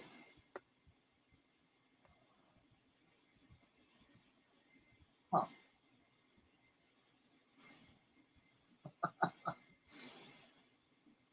Yeah, like toddler shoes. I mean, yeah, I got some.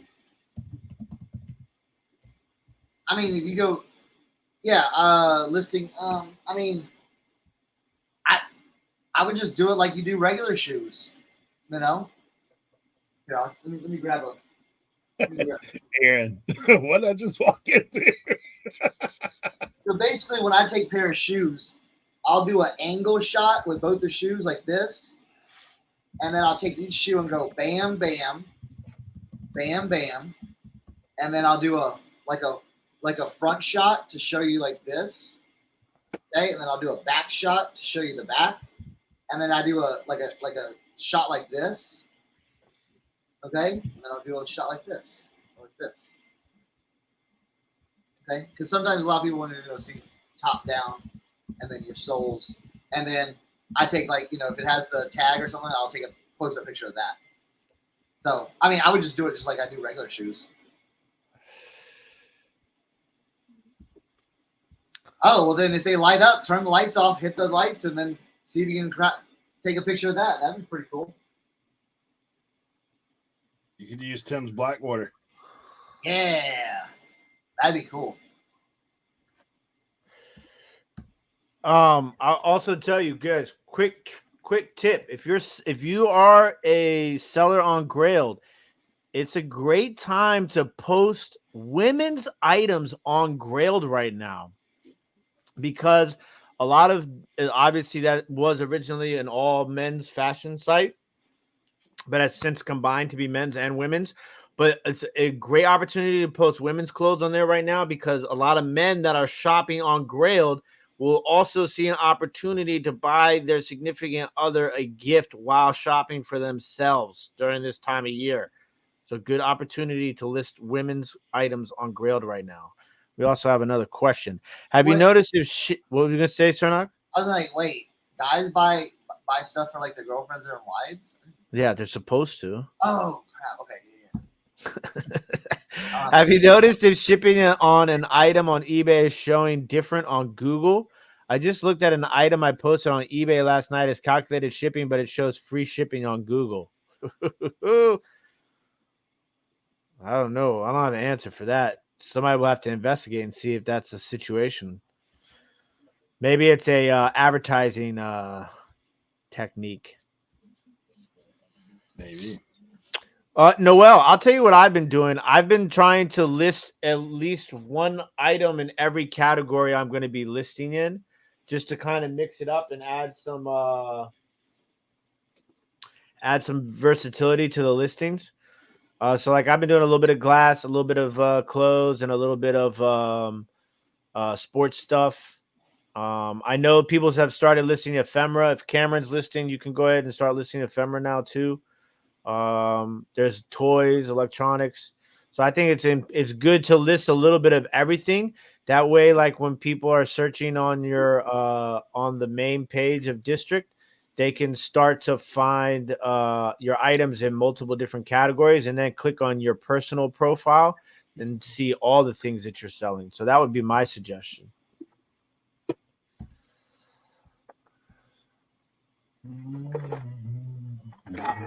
Spot picker in the building.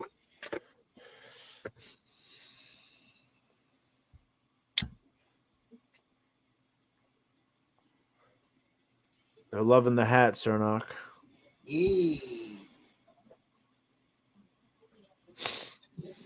Aaron, that's his mom that makes that stuff. He's got a bunch of that listed on District now. I think she knows. That's why she said it was a talented maker. Yeah, she busts some stuff out. Like, man, she did this. Like I said, my mom's very generous, so she'll be like, oh, they're doing a class reunion of 1957 or something like that. She made this huge bedspread. It was huge, and it said class of 1957 in it, in like the red and white colors, the school colors, and it was like, yeah, just donate it, let it go for the auction, like stuff like that. So I told her, I said, listen, I said, start selling some of this stuff.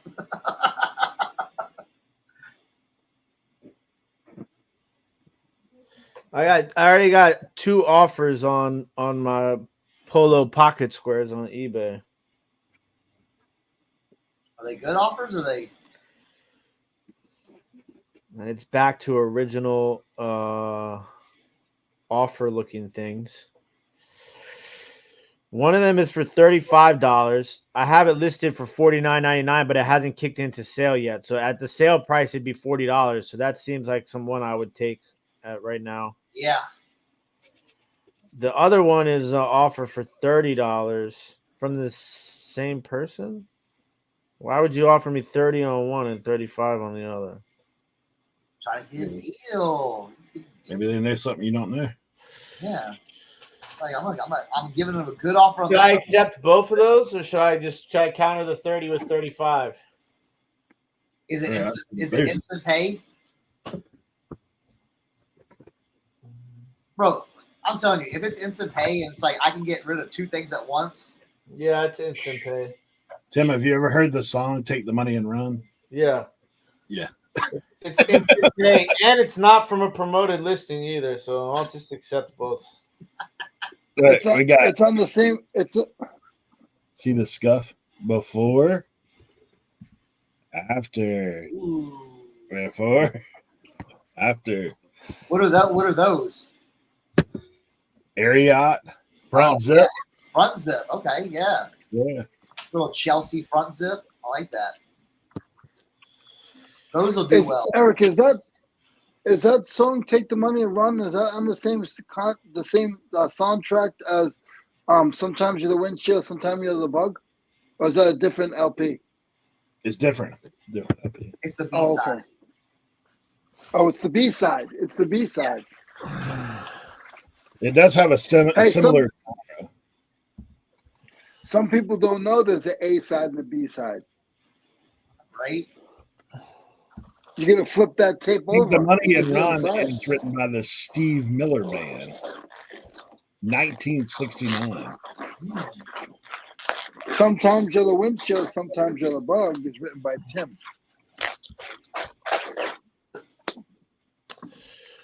Well. Look at that. Listed and sold within an hour and 50 minutes. 2 pocket squares. Probably undersold them. I hate you. So. No, it's perfect. Did you get bro. money for it? It's perfect, bro. Dude, I listed something. I cross-listed something to a Poshmark. No, I cross-listed these Keens to Grailed. Dude, instantly got an offer and took it. I was like, bam. I'm like, oh, well, that didn't last long. Yeah, I mean, I'm in for $4 for the 2 pocket squares total. Yeah. And they're gone and for $65 before fees. Yeah, that's really good, bro.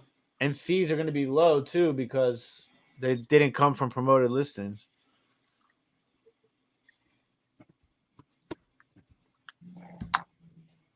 I haven't been listing much in my eBay. My eBay payout was going to be horrible, but when I was done the other day on Saturday, my payout was going to be $40 for today.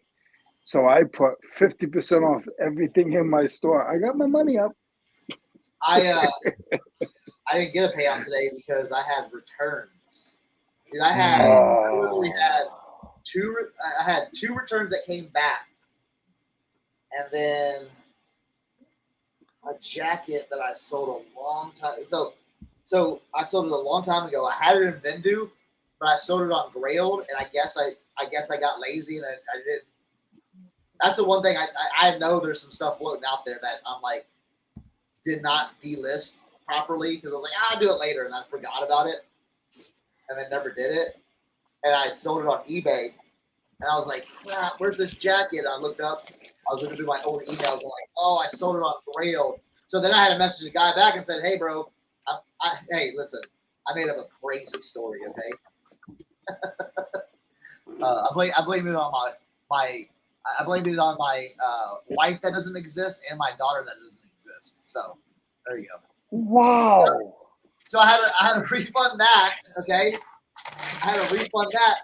So that's 3 refunds, like I had to do.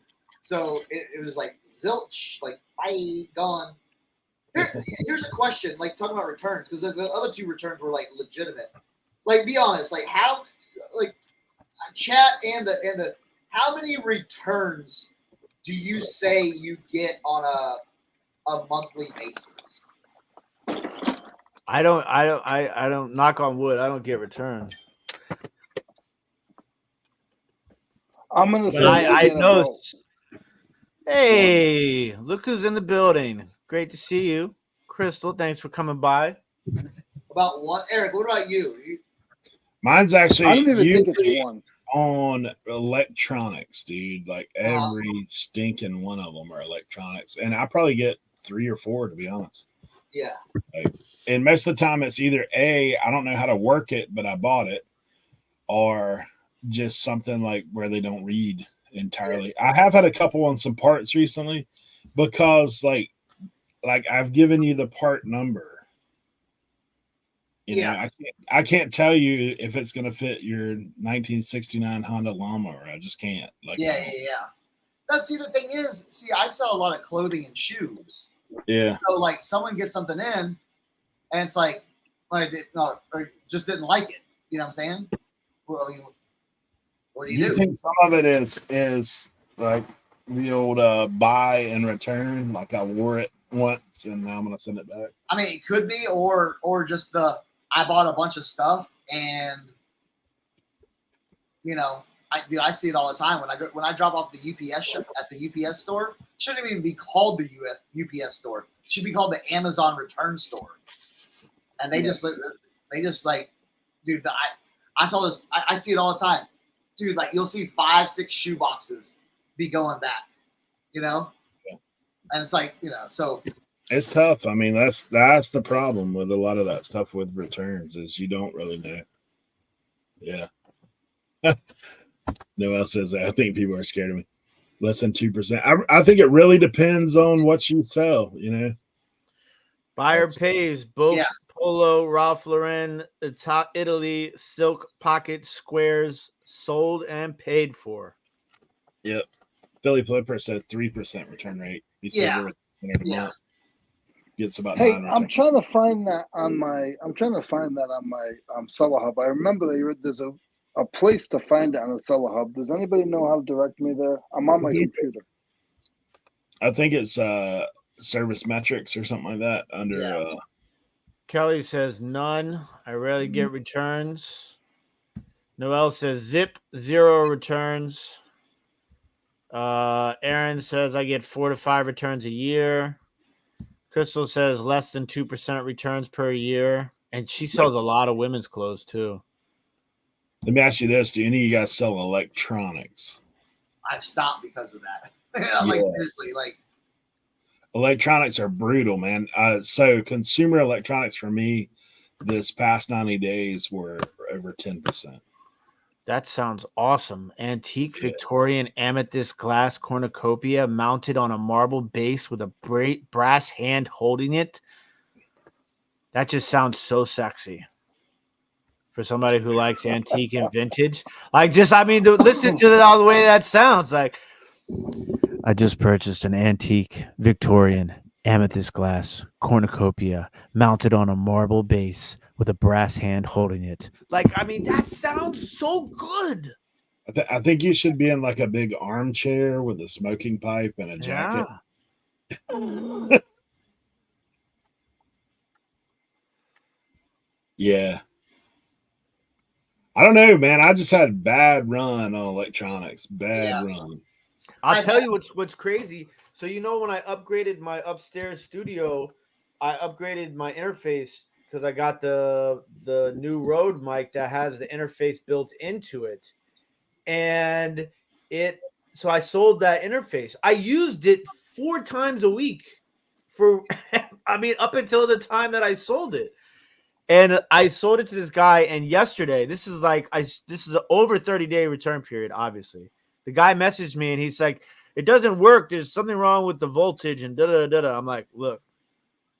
Then he sends me another message. He's like, I'm not looking for a refund, but I am now, just gonna have to be more careful when I purchase things. And I'm not gonna lie, I kind of feel a little scammed. I messaged him back. I was like, listen, okay, I use this thing 4 times a week.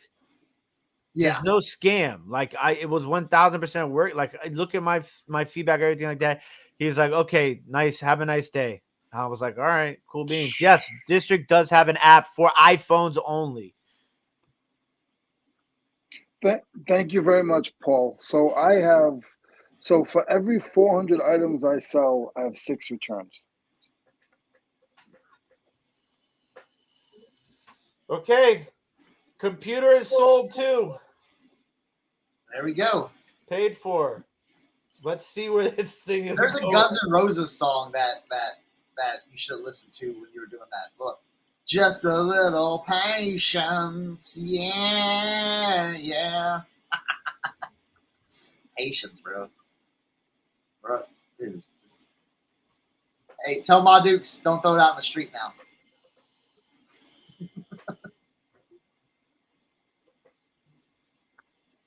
That only has an app for fruit fonts. Oh gosh.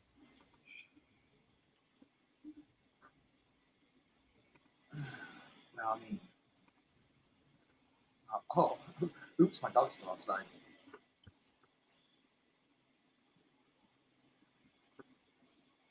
Mm-mm. 66 people in the building. 69 Dude, people in Ox the has put up building. some sick hats the past couple of days. Yeah, there's some nice ones. That Duke one is, even though I hate Duke. I know.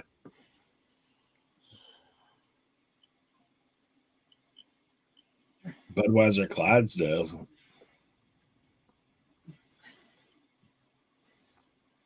Oh, Leroy. He said, "You left me outside, Dad." Look at this, Leroy. Are you there? Yeah, I'm here. Look at that snap-on hat, guys. That is sick. Checkerboard. Did you put it in? You didn't put it in.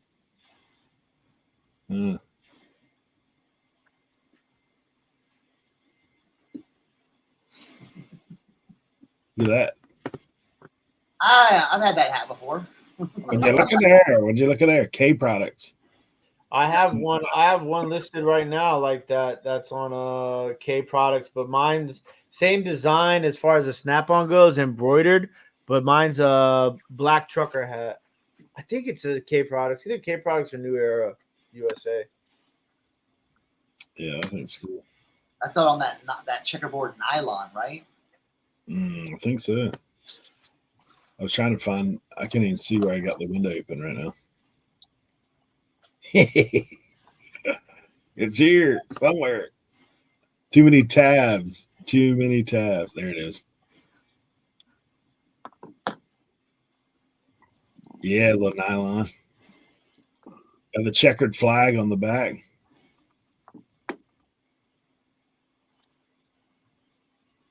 Oh yeah, Orange City. K products. It does have a black marker stain on it. Ooh, got the Christmas sweaters coming out.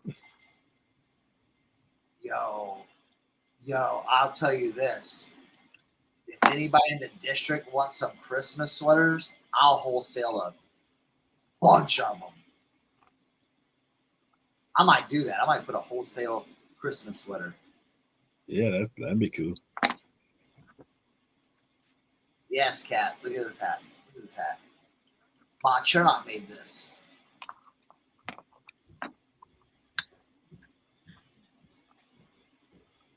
Hi, Josh.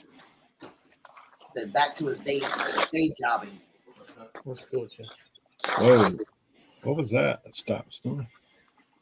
Man, all these postcards. That's cool.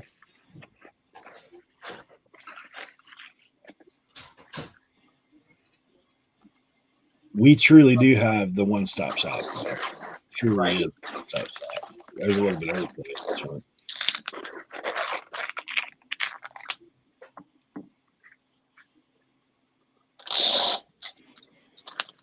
Tell a friend to tell a friend about the one-stop shop.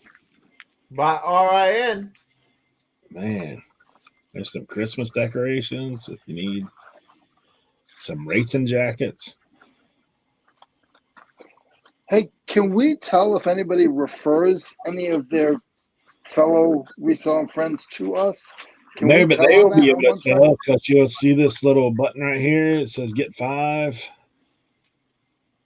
If you look at that, you'll be able to see it. So every time they refer somebody, they get $5. Yep, they give 5 and get 5. Any member or seller can share your referral link. I'd be crushing it. Noelle pulls like 40 people on her show when she does her night shows. I'd be crushing. I've been trying to get $40 a week. Yeah, then you can buy Christmas. Yes. 2 referrals will get you a Mama Cernoch original. Right? But we do have to say they are checking, the application. So that doesn't mean everybody's going to get in. So if somebody doesn't get in, don't get upset with us because there's a process. I will tell you, like we're trying to be. Go ahead, Tim. Sorry, because I just kind of while we're on the topic, what do you guys think we should make a comics category, or should we have them put it under collectibles? Do you think a lot of people are gonna be? You got comics still, right, Eric? Yeah. Should I make a comics category? Yeah, I mean, I can put some stuff in there for sure. All right, yeah, I'll make a comics category, and then when you're tagging it, there should be a comics tag that you can use also, which will make it go into the category. I know you told me how to do this the other day, but the tool, I did list a tool because I wanted to beat Leroy. Nah, There should be a tool tag. I did. I tried to find it, but I couldn't get it to pull up. I don't know why. I still got to get my stripe to work. I don't even have my stripe working. Somebody's gonna give me help on that this week. Ooh, Trade Post Picker has 4,200 from the 127.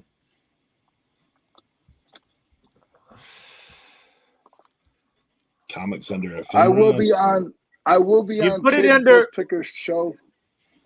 I would put it under collectibles, but also like if we put a comic thing, I think I've seen comics listed on District and other people's stores, so I know they're coming. You put it under wholesale. Yeah, if you're doing bulk, put it under No, bulk. you. I'm talking about you. You put the wrenches under wholesale. Yeah, because I couldn't find the tool thing. Okay. And technically, they could be wholesale because they're worth more than what I put them up there for. Ah, there is no tool tag. You're right. I didn't because there wasn't a listing yet for me to add it. Okay, so I'm gonna add tools. I'm gonna add comics. Save changes. Okay, so now that is on.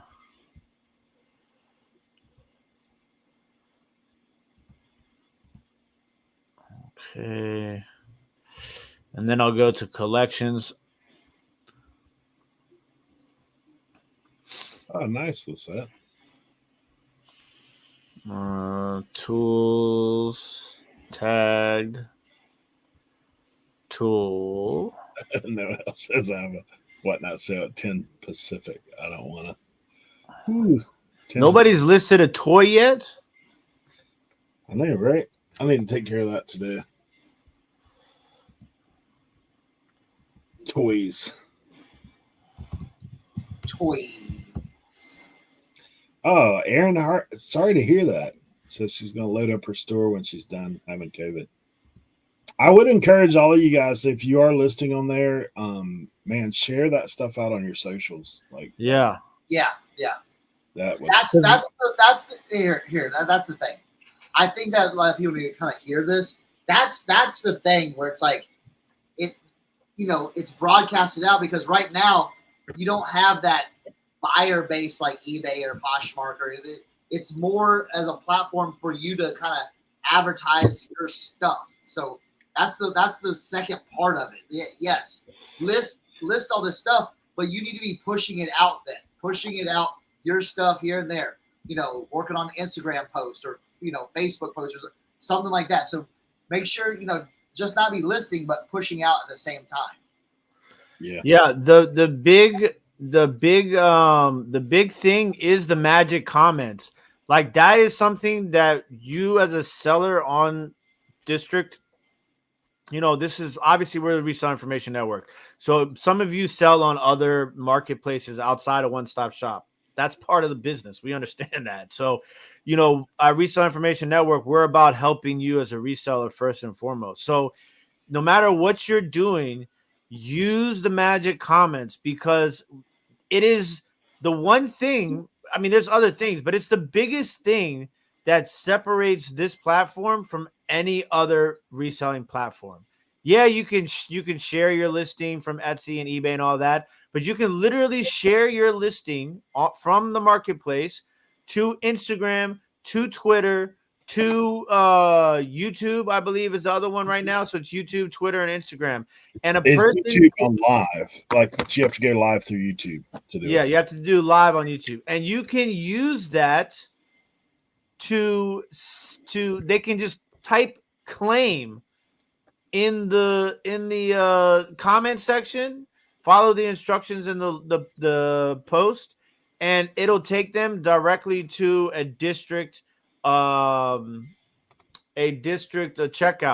and then they can buy it from there. I made a sale that way. Cernoch, did you sell one of your Pearl snaps through the magic comments on Instagram? The one. No, I did not. Both of them came through, and Keith Vintage Sport Flips sold his hat, $125 hat through magic comments. So it's definitely huge. That's a good point. We should try and work on something for that. I'm gonna be doing like seller spotlights on the Instagram page that we created. If you guys aren't following it on Instagram, it's One Stop Shop RIN on Instagram. Follow that account. We're gonna do seller spotlights, and I'm gonna start trying to find a way to share everybody's listings to that Instagram account to help with the magic comments, because I know not everybody who sells uses Instagram. So I am gonna do that as as part of being a part of our community and a seller in our marketplace. I'm gonna take that upon myself to do that for everybody.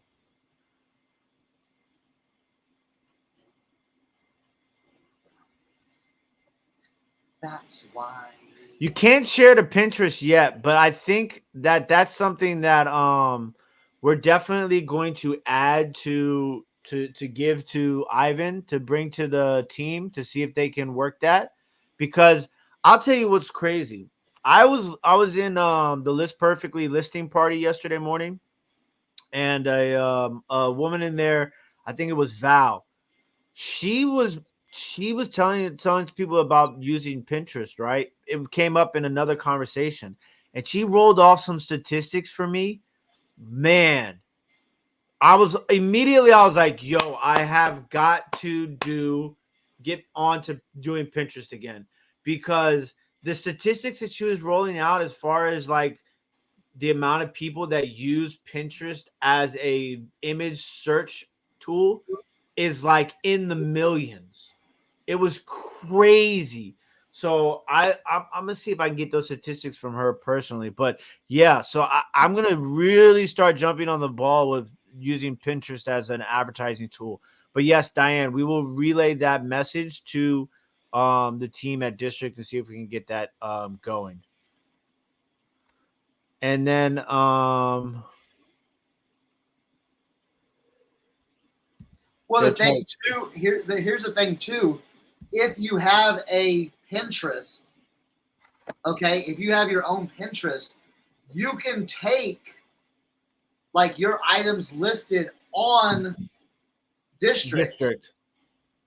Put the photos on the, kind of like a, while you're listing to District, keep your photos, add it to Pinterest, put a, copy and paste your what you call it, your link, okay, and your description, and then just post it there and put it in a collection. So I mean, that's a way you can use it. Yeah, exactly. Big shout out to Kat. We appreciate the support and the love. Says you guys epitomize the saying, if you want something done, give it to a busy person. With all you do and as helpful as you are to all of us, now you take on the work of this new platform. I bow down. I mean, listen, we love doing what we do. Well, it's like this. I think it's a perfect opportunity for us to do it because we have 4 members. Yeah, exactly. I know, well, I will, I'm not going to, like, if you only had 1 member and you got approached and you did it, I think some people are getting flooded with stuff and they're kind of like, yeah. We have 3.5 members. 3.5. Leroy, you are always here for emotional support. That's I just want. Hey, he didn't say. I just wanted to make sure. I just wanted to make sure, Tim, that you saw me making my own bubbles for the last hour, and I'm doing it purposely just to aggravate you. I've been watching, trust me. And then Kristen wants to know if you could do that photo room demo for her. And Tim, I'm actually trying this out, and I'm going to figure it out to help you. I'm going to show you what the cheapest way to get what I'm getting and see if it works for you. So I'm not doing it just to do the math on that for sure. I'll tell you what, man, I ran out of. I've been so doing well, and I'm not complaining, but I have blown through shipping supplies a lot faster than I had anticipated over the last couple of days here. Yeah, I gotta get boxes. I need labels. My label connection broke down. I have no more label connection. I got probably 8 more labels, and I'm in trouble. So Cernoch, I don't know if you saw that or not. Yeah, but I did. Okay. Here's the problem. You can't do it on the computer. It's tough. It's tough. It's tough because for some reason my connector to my computer, my phone, when I plug it up, it never wants to it doesn't want to cooperate.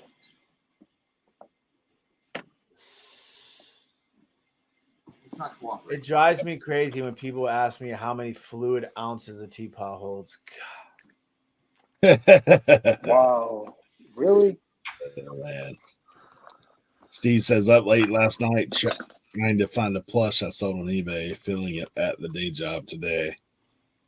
And all I can think about is getting home to continue the search. Yeah. We've all been there, Steve.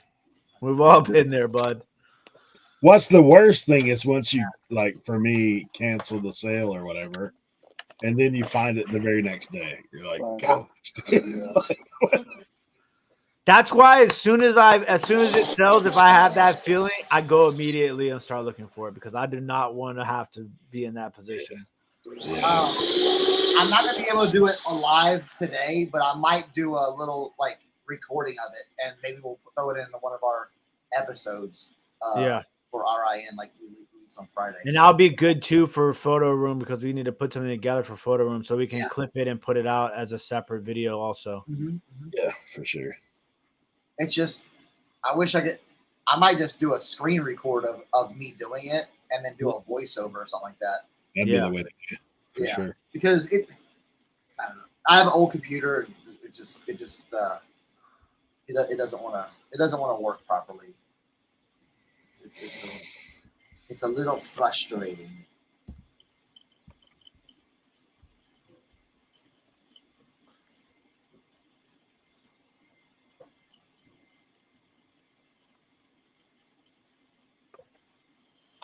Oh man, packing that computer is going to be a hell of fun.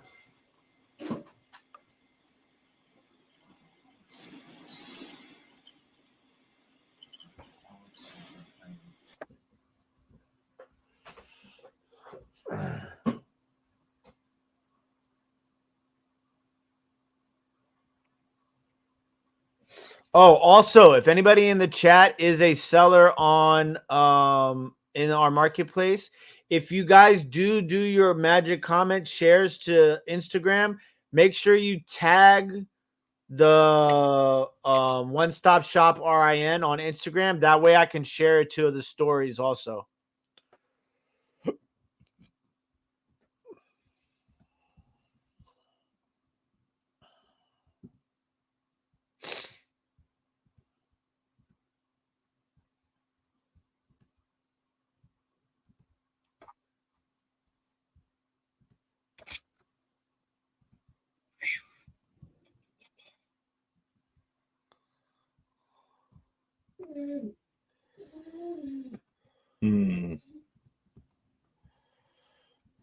Larry Way. I always say this, guys. There's so many people in the chat, and then there's so many people just in the background watching. I see you guys. I see numbers. We appreciate you guys in the back that are not commenting in the comment section, and we appreciate you guys coming out. So you are seen. We can see you. Wait, where are we seeing them? Leroy's not an actor. He's not hooked to your home camera at home. Just FYI. Oh, okay. He has that bathroom accent where he's like, "I'm peeping through your window." Oh, good Goody Mob reference there, Cernoch. Right? Yeah, Larry, that was fun. That was fun. That was a couple weeks ago with Nobody now. OSP. But yeah, those guys, man, Caleb and Chris. Yeah, that's a good time. I slowed down talking just to be on their show. So I will be on a show tonight. Oh, I'm recording tonight for Trading Post. Oh, nice. I'll be on a show live tonight with Cat Rod and ATL Flippers. Looking forward to that. That'd be fun. Oh, nice. Yeah, get them. Nice. Tell them we need them to come over. I told ATL we need somebody to go over and talk to them personally, like now, not like after the show. I need 706. Hey, tell him to come on and record with us today then. They're hard to get. I know. 706. Good thing I speak Southern. Yeah, I'm an interpreter for the Southern states. Like I help Leroy along when he gets there. South. He has to. Because nobody understands me, him. though? That's the real question. Jimmy said they're recording. We all do. In an hour. They're recording in an hour? Yeah. When does the episode come out, Jimmy? I need more pocket change. I hate when it's like when you find a good show, right? And you binge it, and then you're like, you gotta wait a damn year for the next season to come out, and you're like, ah. That's the worst, right? You burn through 8 episodes. You're like, what? I'm like going back and forth between Dan's YouTube and Pocket Change to make sure like I watched all the episodes. He said tomorrow. I'm telling you guys right now, if you guys like Reseller Information Network, you guys will really, really like Pocket Change too. It's just they work well together. I think they're a nice trio. And they do reselling, and then they do this. Some of the stories are just, it's just so much fun. But is Dan still doing the Saturday night listing live? Is he still doing that sure. too? I've never been able to catch that. I think it's hard for me to catch lives. Yeah, but that's like the one with Jen, Jake. Like for me, like I listen to a lot of YouTube stuff when I'm packing, because like sometimes it can be brutal when you're by yourself and you're packing and you got like 40 items to pack and you're just like, it's just, you need somebody there. So like I have to I listen to the Trash to Cash and the Pocket Change. It sounds like I'm talking about like crypto podcasts, but they're a reselling podcast.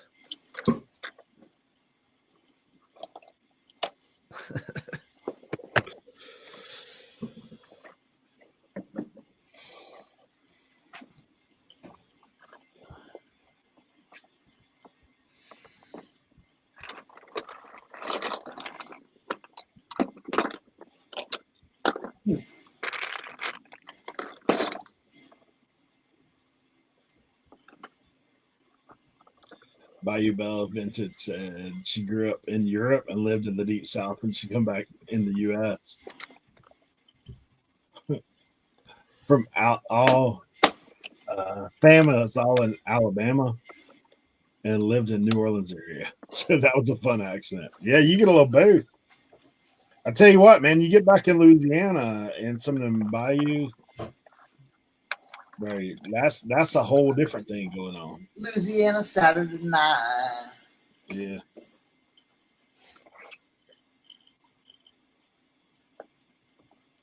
You get back in there in a little water boy land. Does anybody have a razor knife that they can send me through the screen? Because I can't find mine in my big shop here. I've got a hunting knife. I found something.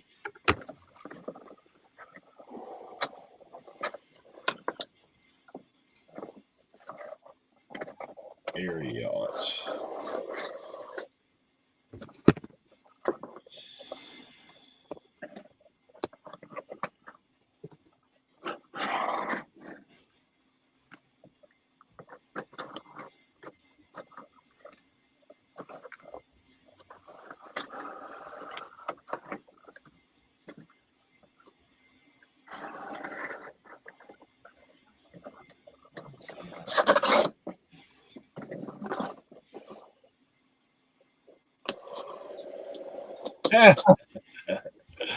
Swamp Figure says you can get lost in the swamp, don't come out. I saw Thrift Raider She posted a picture of some estate sale she was at down there. Man, it was crazy looking. It would look like a taxidermy museum. Oh yeah.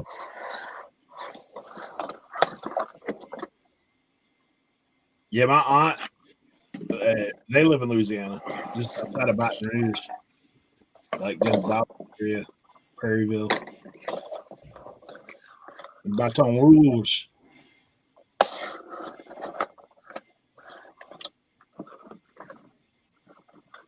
Oh, Swamp Picker said that was a mile from him. Yeah, I saw him comment on it. See you later. Close it for now. All right. I'm sorry.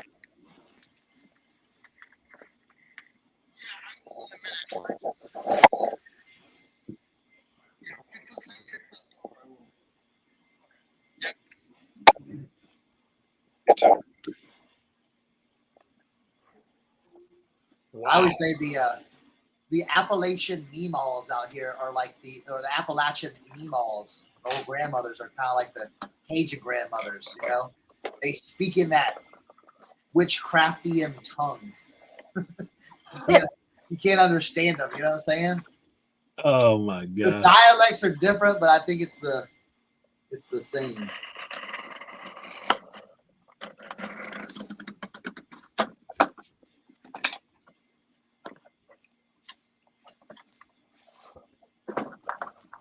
Oh no, I've seen it like Patrick. So this is what I would do. Okay.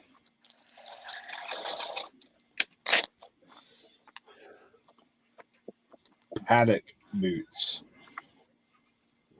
Does anybody want to see like kind of like how to do that on Poshmark? Not Poshmark, Pinterest. They were asking about.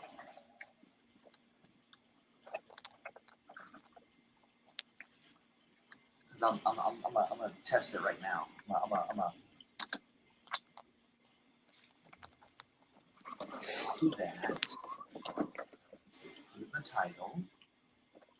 Bam. And then let's do this. Let's bump this. Take this. Copy that. Description. There we go. Bam, bam, bam. Let's say.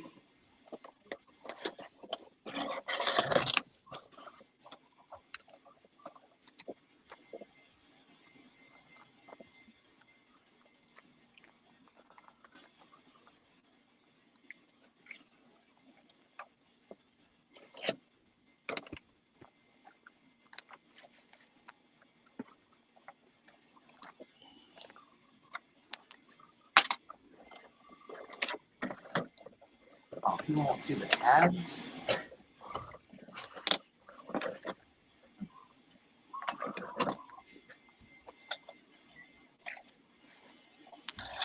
We're working over here. No lies told. I'm listing like a G this morning and selling already. Yeah.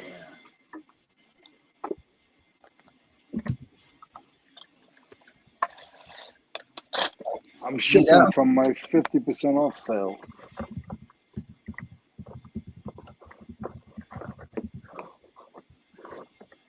See, and that's the thing, guys. Hey, I don't care. Put it in there. Oh, Leroy. That's the thing.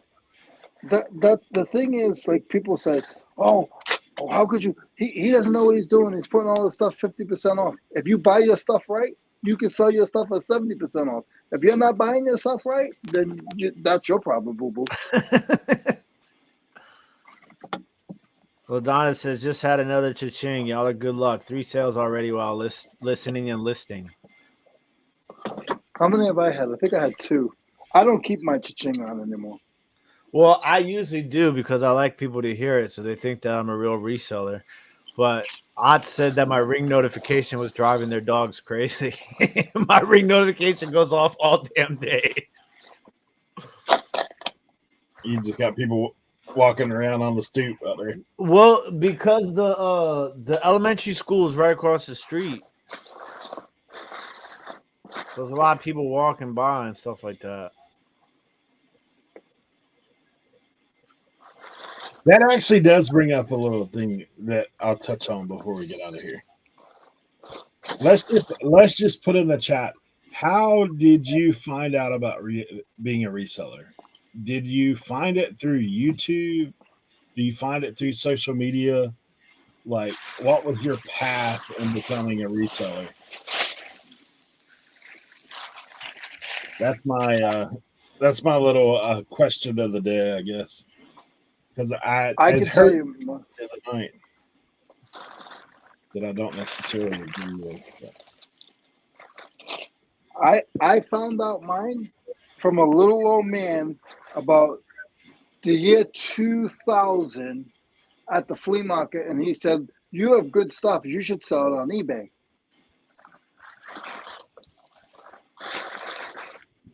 I was reselling already, but I wasn't selling online. So far we got YouTube. Started selling books on Amazon because the online can convince me. This is it. Hobbs is a mailman. He says the lady at Hy-Vee, the mail lady knows him well now. Maris Clippers, first one she saw, Shanna. COVID hit. We were both working. My husband was a hoarder. We started listing on eBay. That's Ott's Antiques. I love that one. Cards and then watch garage sale videos on YouTube. Trading Post Picker said from a friend, back in the 90s, I owned a UPS store. My folks were hoarders. Reselling just had to happen. My path was selling sports cards and then decided to shop at Goodwill one day and was hooked. What is Noelle's answer? Noelle. I don't think she has one yet. It's coming right here. I started years ago by listening to Scavenger Life, which probably most of you have never heard of. Plus, heard of. Plus, helped my sister and niece sell romance books on eBay to put my niece through nursing school. There you go. Joe Deals. I started selling lemon heads and fireballs as a kid. Progressed, got worse. Repeat the question. Lisa Dare, I was just finding out like how you got here as far as your reselling journey. For a lot of people, I know you may have heard or found out about eBay, and then obviously you probably found out more information. Obviously, that's why you're here at some point is that you found out about YouTube side of reselling. But just curious what your path was. Just the YouTube side, or the reselling online? Well, so my point was this. I heard some people talking the other night in a stream, and they're basically talking about how, basically YouTubers give you terrible information. Same old stuff we hear all the time. YouTubers, if you heard it on YouTube, it's no good kind of situation. But the fact of the matter is, most of us got here by some way or another of YouTube. You may have started reselling initially on your own or found out, but like I know for me, my path was I found something to resell. I started watching YouTube about reselling because that's what I do when I want to find out about something. And so, have I used all the information I found along the way? No. Have I used portions of it? Absolutely. Would I be as far down the road as I am right now without it? No. I'll just be honest. Like, that's kind of where my thing is. You know what's crazy for me is there's two people that I know of that I was the first YouTube reseller that they met, and I'm like, wow, I feel so bad for you. There's so many better people. Yeah, you say that, Leroy. We all know you know a ton. Let's see. Let's go on and read. I was a buyer on a whim. I bet my brother I could sell his leather vest on eBay, and I did. Diane Matthews. Absolutely finds. I sold a mountain dulcimer and had that after first cha-ching. I was hooked. Vintage sports foods. I started in college, going to estate sales and flipping stuff. YouTube wasn't even a thing then. Larry Way Out. I'm OG. Had a comic and toy store in 1988 and was doing mail order. And Noel, we shared. Yeah. I started selling lemon heads, fireballs. That's Joe Deals. Progressed. I'll repeat the question. I got that. I know Scavenger Life. I used to watch them religiously. How you learned about reseller? Yeah, that's the question. Kevin Commonwealth Picker, Busy Octopus, found early on. Steve was buying on eBay in the 90s as the collector started selling to support my habit. Kelly says YouTube started the drop shipping, direct shipped or DSD. I'm not sure. And then found thrifting and selling from Goldfinger Picker. Man, that's an OG there. And like that better than that. Scavenger Life, they no longer add to their channel, but tons of good info is what Noel says. Trash Cat Rescue started with Gary V talking about selling coffee cups and went down a rabbit hole. Busy Octopus, because of Kevin, CWP, I found Reseller Information Network. Shout out. Thank you very much. Heather Peddler. Oh my. Nearly all of my reseller education has come via YouTube. Didn't know we were resellers until the pandemic when we saw a weird bearded guy on social media talking about selling on 5 platforms. I think I know somebody like that. Yeah, weird bearded guy. Tim. What? I'm sorry. I'm just, my phone is, everything's going crazy right now. Like, you know me, a million things at once. What did I do? This one's for you, Tim.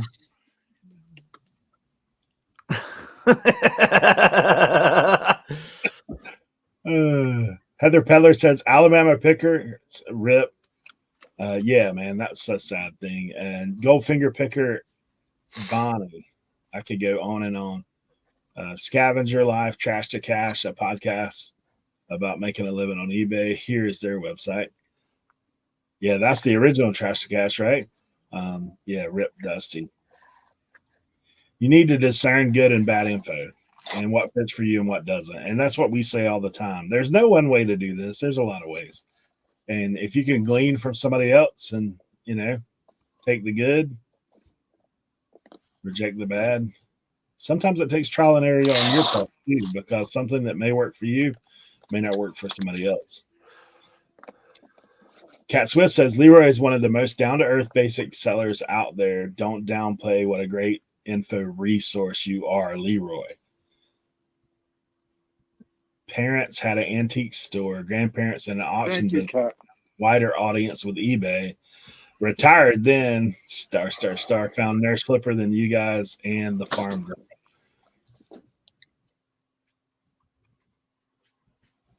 Chat, Goldfinger Picker. I wish I had known starting reselling back in high school. We talk about that all the time. We could probably saved a lot of sweat and heartache in other jobs for sure. Me and Cernoch, actually, I've mentioned that on numerous occasions. Like, man, if we'd have found this when we were young, still had more energy.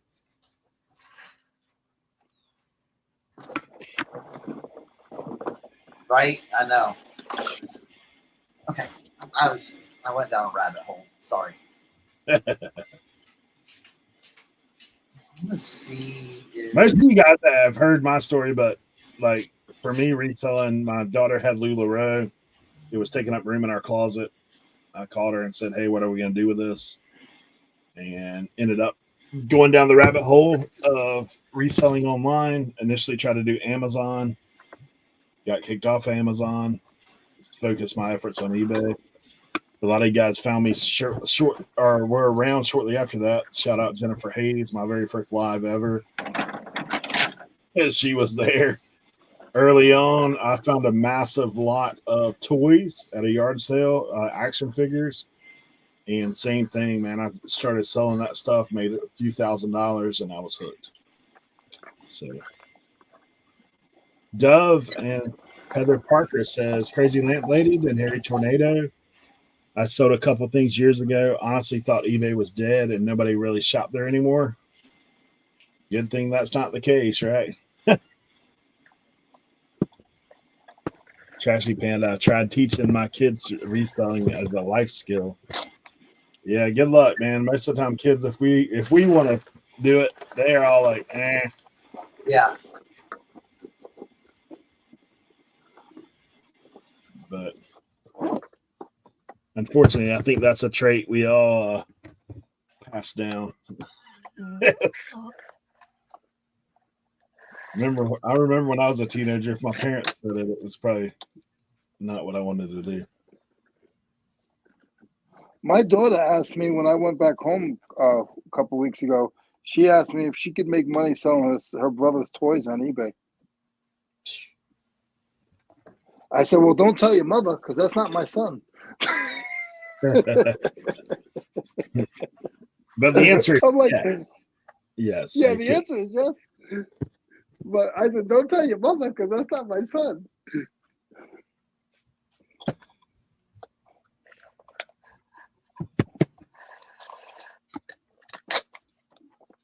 Yeah, no, well, that's good. Well, shoot, it's like Tucker, man. That Tucker's Treasure kid.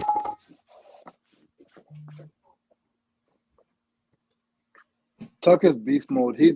I talk to his dad every couple of times a week, and they're going to some more buyouts this week. The problem is where does it go when, even with your job? Okay, see, I was doing both, but I've been doing eBay for a long time. Imagine being a kid and making more money than your teachers are making on reselling, and like, why am I here? Like, why am I here? Why am I here? Why am I here when I'm supporting my house, my father and mother making money for me, and I have to learn this stuff? Like, why? Wow. You know, but you have to have an education. Yeah, you think about I went Tucker's dad's always like, "Yeah, we work for him." That's kind of wild. Yeah. I went to financial counseling, right? And the lady that was teaching me financial counseling, this is back in the day, the lady that was teaching me financial counseling made a third of what I was making. And had 2 degrees. Yeah, that's the hard stuff, man. When you think about that. Like, so she knew my numbers because she was helping me, straighten out my bills. And she just couldn't figure it out. And she was like, "So you make how much money doing this?" Hey, look, while I got some of you guys on the channel, I did want to, this is totally not reseller related, but I was checking the other day. So some of you guys know my nephew does stop motion. And I'm trying to get him over 100 subs. So let me see if I can pull up his thing. Who is that? My nephew. His nephew. Yeah, he does stop motion Legos. It's super cool. Like what he in. I think I'm already subscribed, but I might not be. Oh, nice. Yeah, I am too. I remember seeing that. Yeah. Let me see if I can pull up his channel. Pull it up and put it in there. And then if another mod could drop Keith Vintage Sport Flips YouTube channel in the chat. He is so close to 1,000 subs. So it'd be really awesome if we can get him to 1,000. His channel is super, super awesome. It's I think that some of those channels are very underrated because you're getting information from somebody that knows a lot about one thing. So like if you're trying to learn something new and add to your arsenal, it's really good information. And he finds some of the coolest stuff. So, and he's a huge supporter of everything that we do. So do me a favor, everybody, make sure you're subscribed to Vintage Sport Flips. Let's get him to 1,000 subs because he's so close. He's got a really cool, yeah. Yeah.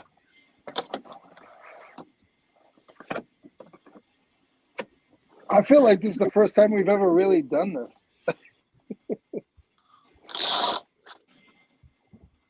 Hey, there he is. Yeah, he's at 977 right now. I think we can definitely get him close to that 1,000. There's 53 people watching. I think I'm subscribed.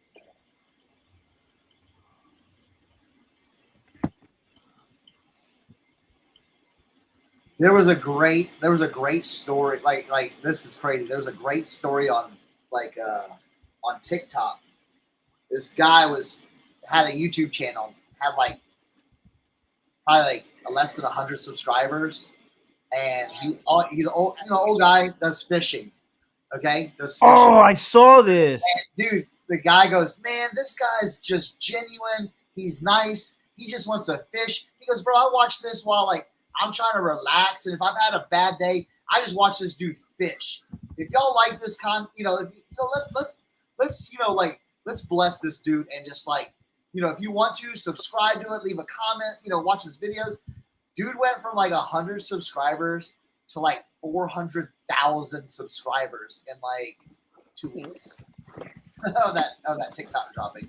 Yeah, it was crazy. I saw that story and I was like, oh, this is awesome. Yeah, I thought that was really cool. And the guy's super nice, super humble. It's oh man.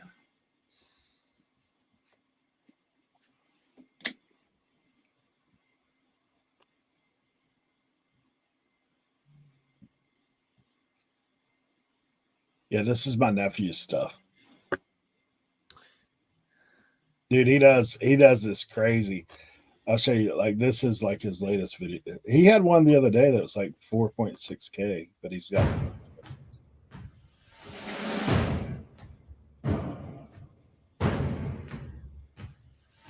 seconds. So, Commander, we're picking up multiple life forms. Platoon. Round up the stage. We'll take them back. oh, look at that. Sure. Do you think the Republicans can help? I'm not sure. Lord Moore, the clones will be here when you arrive. If they are not, I will hold you personally accountable. This is crazy. Look, sir, are you sure this is the spot where you received the distress signal? Dude, my son would watch every video of this. Anybody around?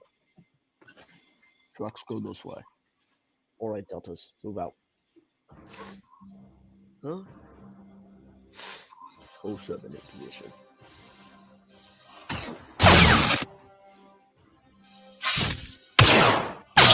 We're here to rescue you. It's crazy, dude. Let's see. Boss, I overheard the Mandalorians talking. Their leader, Darth Maul, will be arriving shortly. Don't worry, Cody. We have it under control.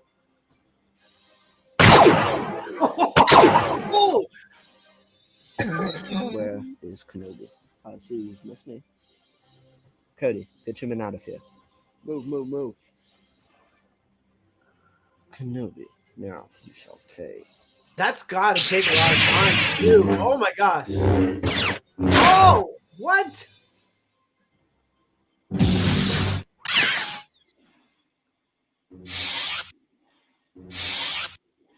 Cody, Maul has fled. How goes it with the Mandalorians? Good, sir. They're on the run. I don't think we've seen the last of Maul. It's crazy, right? That's awesome. Dude, that's wild. Yeah, he put in serious work on that stuff, man. I was like, I don't even know. It's beyond my comprehension. How you get all that stuff, the action. But yeah. Jeez.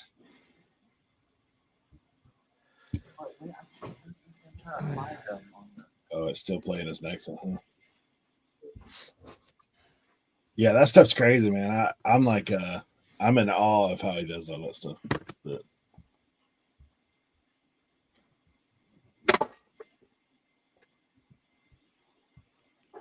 yeah, I mean, I know it's hours. He has a little I bought last Christmas. I bought him like a little setup with lighting and everything where he could set it all up. He's got like a little desk he puts it on, and he's got tons and tons and tons of Star Wars Legos. So that's all he's into is the Star Wars side. But he's now 10th grade. But I think his first video was a while back. Like he got into doing it. So like the progression of how good his stuff is versus the beginning is pretty insane. But I mean, you have to have serious skills to pull stuff like Yeah. that off. yeah, my nephew's a little borderline genius, to be honest. Like he's like programs like robots and mess like that. So it's kind of crazy. Yeah, if you got kids, man, share it with them. Yeah, I'm gonna show that to my son Thatcher. He's gonna love that. So Daniel Wasaki, thanks for being here. And I thank you guys for subbing, dude. I think, man, I think we can get Vintage Sports Flips there, huh? Yeah, Keith has some really good. Yeah, he's got some really good content. Not only it's like just like showing stuff, he like gives the history about it, and everything. Yeah. Too. One of my favorite videos that he ever did.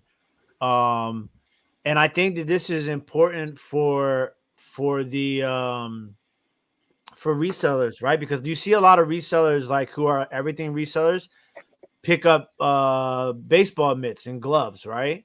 He does a video of the history of baseball gloves, like all the way back when, all the way up.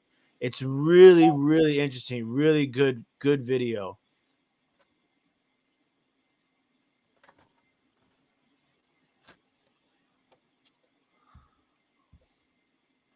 I rarely decline offers. Even if it's a low ball offer, I'll send a regular counter offer, because sometimes what people do is they send those really low offers to see, like, just a test to see like where you are. So I just treat it as a regular offer and just counter with what my offer is. And then I'll use they just keep going low, then I just keep going the same, Like I use all my counters up. I've never declined an offer. Unless like the back and forth ends on me and it's the lowest, a low offer, then I'll decline it at the last one. But I'll go back and forth the whole time. Kelly, we'll add that to our notebook. Do you have a list going, Eric? I had a list in here, but I've rearranged my countertop. So where did I put that notebook?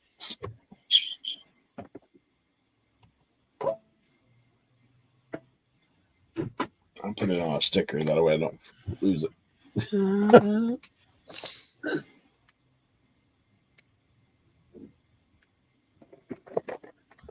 Oh, that's an interesting point too. Sometimes they see it to see if you have a set price that declines. Rearrange photos. What was the other thing that someone asked earlier about asking him about?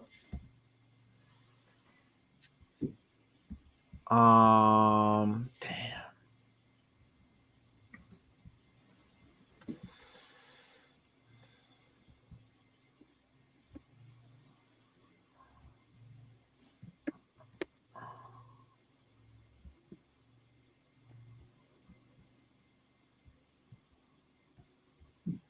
That was Yeah.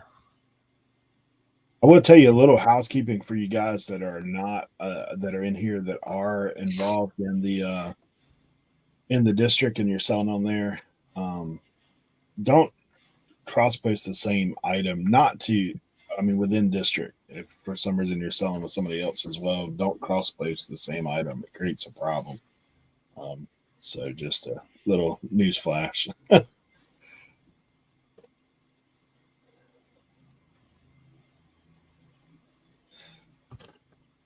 All right, I'm gonna go to my home screen and see if there's a way that I can do it. what she's Well- saying. Range photos.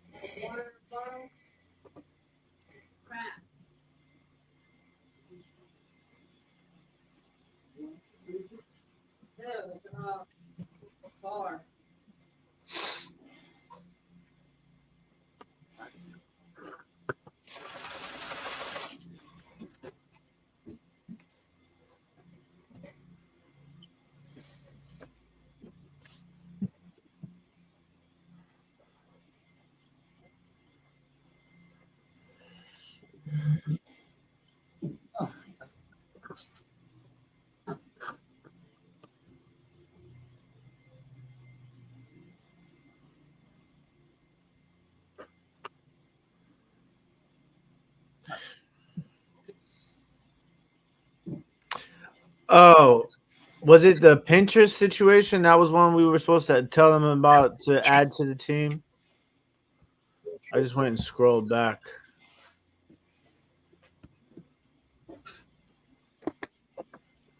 Do what? Sorry. Yeah, on desktop, I'm not quite sure how that works within your marketplace. Like I'm looking like so when I pull up my listings, it sorts them in the order that change the sort essentially, but I don't know if it changes that on the storefront or if it only changes that in the listing.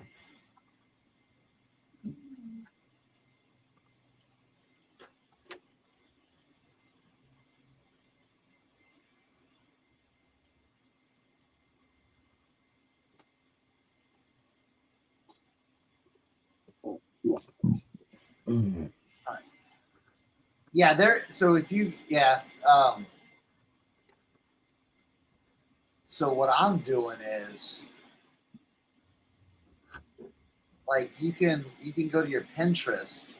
If someone wants to, like, if you've got cool stuff you want to put on your Pinterest that you added to your district, go to your like listings, like just your listings in your seller dashboard, and then you can create a, on your Pinterest, log into your Pinterest, so in a separate tab, and then just go to your your district. So click on like what you want to like post to Pinterest.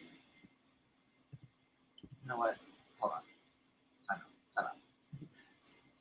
I'm gonna show real quick. So people that want to, I think there were some people asking, right, Eric? Yeah. How to do this? Okay, so I'm gonna have to jump a little bit. So, all right, add stage. So what I'm doing is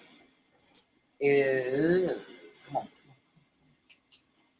I don't see it. Is it up there? Okay. So like this one right here. Okay. I basically copy the URL and then in Pinterest, all right, we'll bounce here. I'll hit this save from URL because it already has the pictures and everything like that in there. So I enter the website. All right, bam. Okay, and then I'm like, okay, these are all the photos, so I'm just gonna pick that first photo, add one pin, okay, and then I go back here. I go back to my district, and I just copy the title, okay, and then I go back to my Pinterest, add it into your title right there. Then I go back to my district and just copy the details, and then go back to Pinterest, and then put it right here. Tell everyone about the pin about bam right there. And so you already have you have your picture, your title, your little description, and it's already linked to it. And then I already have a what you call it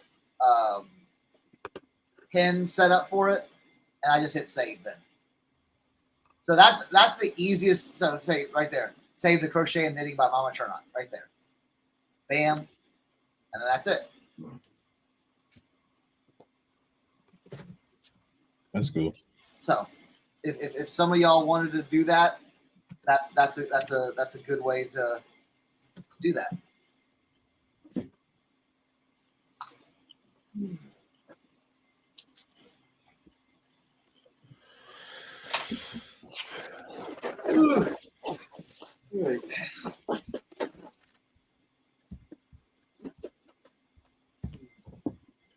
Yeah, I mean, what we're talking about is not cross posting necessarily from eBay over there, is the cross posting between platforms on Between marketplaces. because it does create like a problem. So one of the things I think, we'll see. Yeah, like it's perfectly fine to sell in multiple marketplaces on district, but if you post the same, you should not post the same item in every single marketplace you sell on within district, because what it does is it clogs up the search engine as a whole, and then it's like it's not fair to other sellers, and I don't think it's fair to other marketplaces either. You know, I think there's a way where you can do it where you can kind of, everybody can coexist and make it work.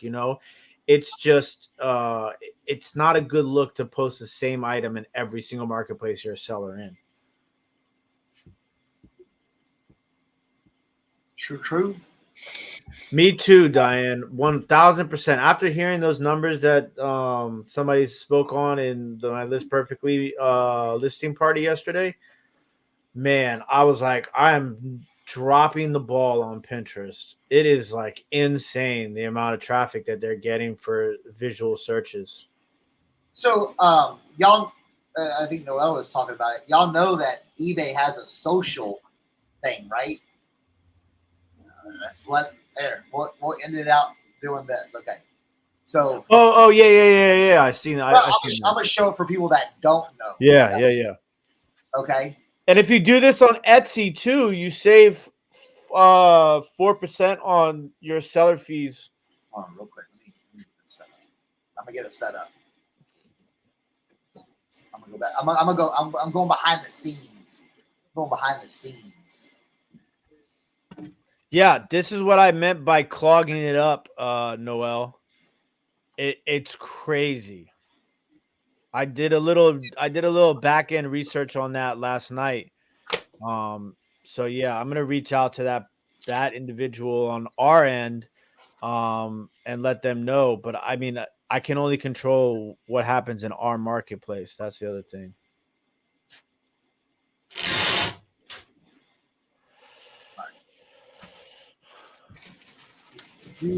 So this, okay.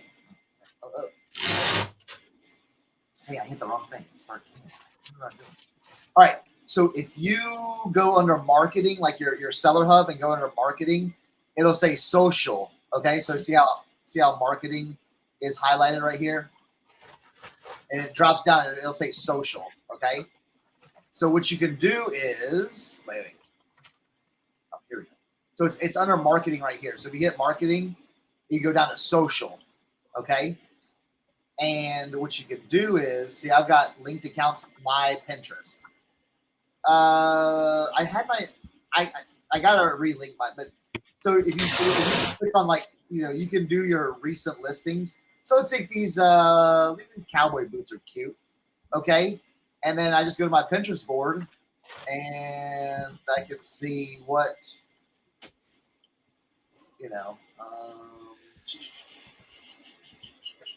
shoes for sale on eBay. I mean, and I say okay, and then it brings up this. Can y'all see that? And then you can just create a caption and then do all that stuff and put your hashtags in there, and bam, you're done then. So it's pretty cool, So that's another way you can do it on. eBay too. So hopefully that helps some of y'all as well.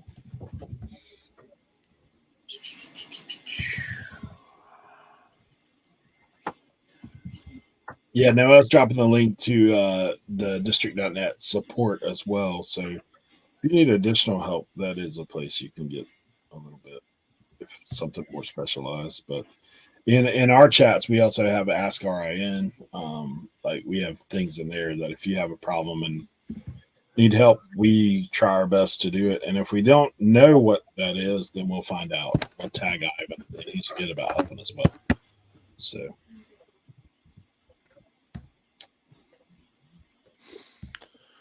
All right, it's 12:05. So we appreciate all you guys for being here for sure. Shout out, particularly, do thank the new channel members today, High Plains Flipper and Walter Tilton, and all the rest of you guys that support us by being here, sharing links, and all the fun stuff you do. Lisette, thank you so much for your hard work. And Noel, Jennifer too. Yep. Thank you, Noel, for dropping links as well. Don't forget to check out the one-stop shop and be on the lookout for new and exciting things coming in the midst of all that. So we're looking forward to beginning to do. I will be doing some test auctions this week myself. So I'll be putting some links to that as well out. So thank you guys. Cool. Thank you. Thank you, everybody. And you can check me out tonight on Cat's channel doing live. All right. All right. All right. Peace out, everybody. Bye, guys. Thanks for stopping by.